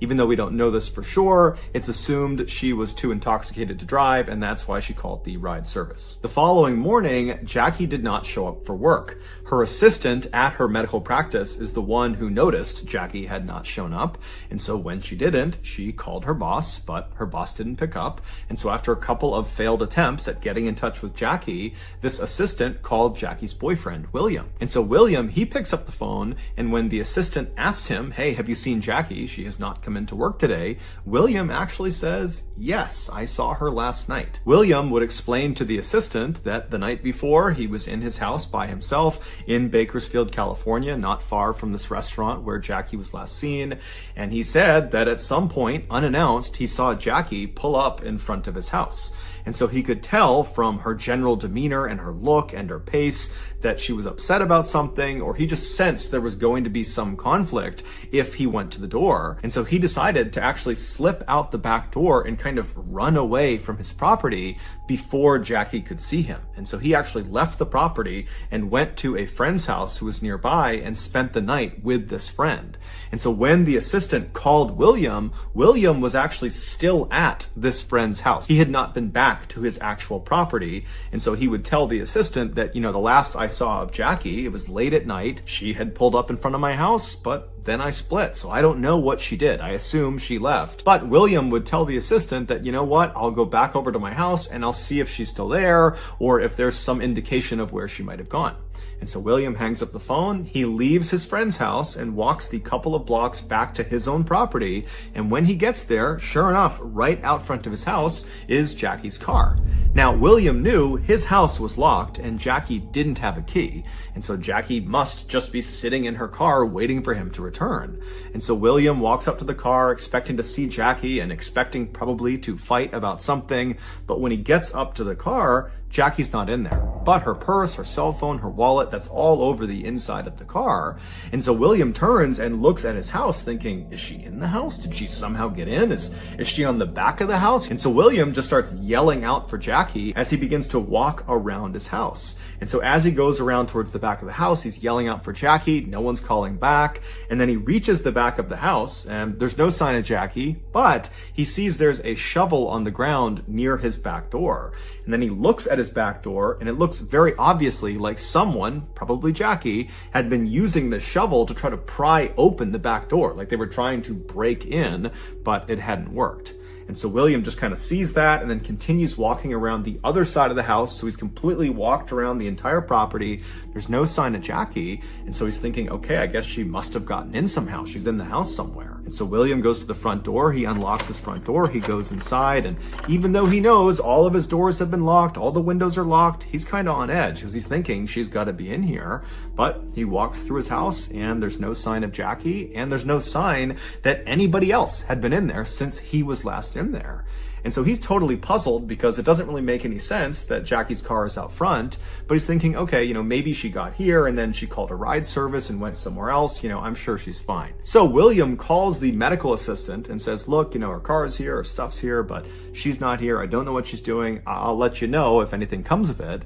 The assistant said, I really feel like something's off here and we really do need to call the police. And so William would say, you know what? I think that's a good idea too. Let's just get them involved and make sure she's okay. And so they call the police, and the police start by going to Jackie's residence. But Jackie's not there, and there's no sign of her. The neighbors haven't seen her. And so the police go to William's household, and they search Jackie's car, and they search William's house and the surrounding area right outside. But there's really no clues as to what actually happened to Jackie. And so after the police talked to a bunch of neighbors and friends and family, they just told William and this medical assistant that at this point, they just need to wait, and that hopefully Jackie will just come out of wherever it is she's hiding or wherever she's gone. Maybe she's upset. Maybe she was fighting with William and she's run off somewhere, but we just gotta wait and see what happens. 2 days later, Jackie was still unaccounted for. No one knew where she was. No one had heard from her. No one had seen her when William's friend went over to his house. William, the day before, so 24 hours after Jackie had been reported missing, he had left the country on a prearranged trip. But he was not being looked at as a potential suspect or having anything to do with Jackie's disappearance, and so he was allowed to go. And so this friend had been asked to go to his property to feed his fish. And so he shows up on Saturday, that's 48 hours after Jackie has been reported missing. He goes inside the house, and immediately he is hit with this terrible smell inside of William's house. And so he's covering his face, and he's walking around the house trying to figure out where the smell is coming from. He thinks it could be the fridge, maybe something's rotting that's fallen out or the door's open or something, but it's not the fridge. He goes to the trash, it's not the trash. He goes to the fish, it's not the fish. He makes his way over to the fireplace and he realizes that's where the smell is coming from. And so kind of reluctantly, he gets down and he kind of smells inside the fireplace, but it's not really coming from the area where the logs would be. It's coming from up in the chimney flue. And so he puts his head down and kind of turns and looks up the chimney, and about 2 feet up the flue, dangling down, are 2 human legs. And they would be Jackie's legs. It would turn out a few days earlier, when Jackie was at that restaurant drinking by herself, she did call that ride service to come give her a ride home, presumably because she was too intoxicated to drive. But before they showed up, Jackie just got into her car anyways and drove to her estranged boyfriend's house. And so she gets there. William, meanwhile, is sneaking out the back and running off to his friend's house. Jackie does not see him. She makes her way up to the front door and presumably tries to knock and get William's attention. But when no attention is given to her and it seems like no one's inside, she decides she's going to try to get into the house. And so the front door was locked, the windows were all locked. She got to the back door and that was locked. So she tried the shovel and tried to pry it open, but it didn't work. And so eventually Jackie climbed up the permanent ladder that's on the back of the house. There isn't much online describing this permanent ladder. It could be a fire escape or it could be some sort of lawn decoration, but there was something on the back of the house that you could climb up if you wanted to. And so Jackie climbed up this permanent ladder and actually got onto the roof. And then when she was on the roof, she walked to the center where the chimney was, and there was this cap over the top of the chimney to prevent things from going into the chimney. She removed the cap and then lowered herself feet first into this chimney. Now, it's unclear how quickly she descended this chimney, but eventually she got stuck because the width of this chimney was not uniform. It started fairly wide at the top and then narrowed as it went down. And so at some point, as she went down feet first, she would have gotten completely wedged. It wouldn't have mattered if her hands were above her head or by her side, because either way, they were useless. She couldn't bend her arms and there was nothing to grab onto, so her arms couldn't do anything. And then below her, there was nothing for her feet to push onto. And so she was totally stuck. And since William was not in his house, he had left, there was no one there to help her. And so Jackie probably started screaming for help, but as soon as she did that and she exhaled that huge scream, her chest would have constricted from exhaling, and that would have shrunk her chest, making her thinner, and she would have dropped a little bit farther into the chimney. And then when she breathed back in again, her chest would not be able to expand back to its original position because the chimney would be restricting her. It's like this brace that's around her chest that as she gets lower and lower and lower, it gets tighter and tighter and tighter. And so her lung capacity is shrinking second by second. And as her lung capacity shrinks, she would not have had the lung strength to emit a loud enough sound to get anybody's attention.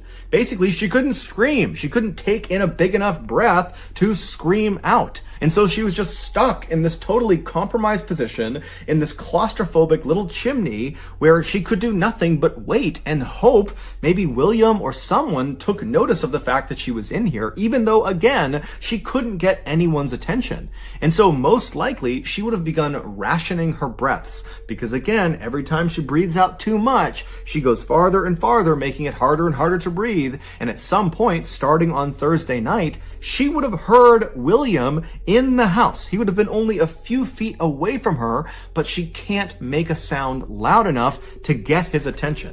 And we know she was alive by Thursday night because neighbors heard someone faintly yelling help on Friday night. So nearly 48 hours after she got stuck in the chimney, it's believed she was still alive. And those neighbors, when they heard that faint call for help, they assumed it was kids in a nearby pool, and so they didn't do anything about it. When they found out what had happened, they thought, you know what, it was coming from that chimney. That's where we heard it coming from. Jackie would die shortly after the neighbors heard her calling for help because she was dead by the time the friend found her in the chimney the following day on Saturday. Jackie would die from mechanical asphyxia, which is basically suffocation, but it's caused by some physical obstruction. And in this case, it was the chimney. The chimney literally crushed her chest to the point where she could no longer inflate her lungs. It would take firefighters approximately 5 hours to break this chimney down to finally retrieve Jackie's body. No charges were filed against anyone for Jackie's death. It was ruled to be an accident caused by an unbelievable error in judgment by an unbelievably brilliant woman. So that's going to do it, guys. If you found the secret in today's episode, let us know in the comments section what it is and where you found it. So give us the timestamp. And if you're the first to do that, we'll pin you at the top of the comment section. If you got something out of today's episode and you haven't done this already, the next time the like button needs a pair of socks, offer to loan them yours, but make sure you give them a pair that immediately slides down into their shoe as soon as they start walking. Also, please subscribe to our channel and turn on all notifications so you don't miss any of our weekly 2 or 3 video uploads. We are now selling merchandise like flannels and hats and mugs and stickers and all sorts of stuff. If you're interested, go to shopmrballen.com. If you want to learn about upcoming deals and promotions for our shop, go to our shop's Instagram page. The username is shopmrballen. If you want to get in touch with me, you can direct message me on Instagram or on Twitter. My username for both platforms is the same. It's johnballen416. I also have a ton of content over on TikTok where my username is Mr. Ballen. We also have a second YouTube channel called Mr. Ballen Shorts where we post random short videos and lost episodes. We also have a Facebook page just called Mr. Ballen where we post condensed versions of the long episodes you see on YouTube. If you have a story suggestion, please submit it to our subreddit just called Mr. Ballen. It's linked in the description below. So whether I see you on Instagram, Twitter, TikTok, Reddit, YouTube, Facebook, or some combination, just know that I really appreciate your support. And until next time, that's going to do it. See ya.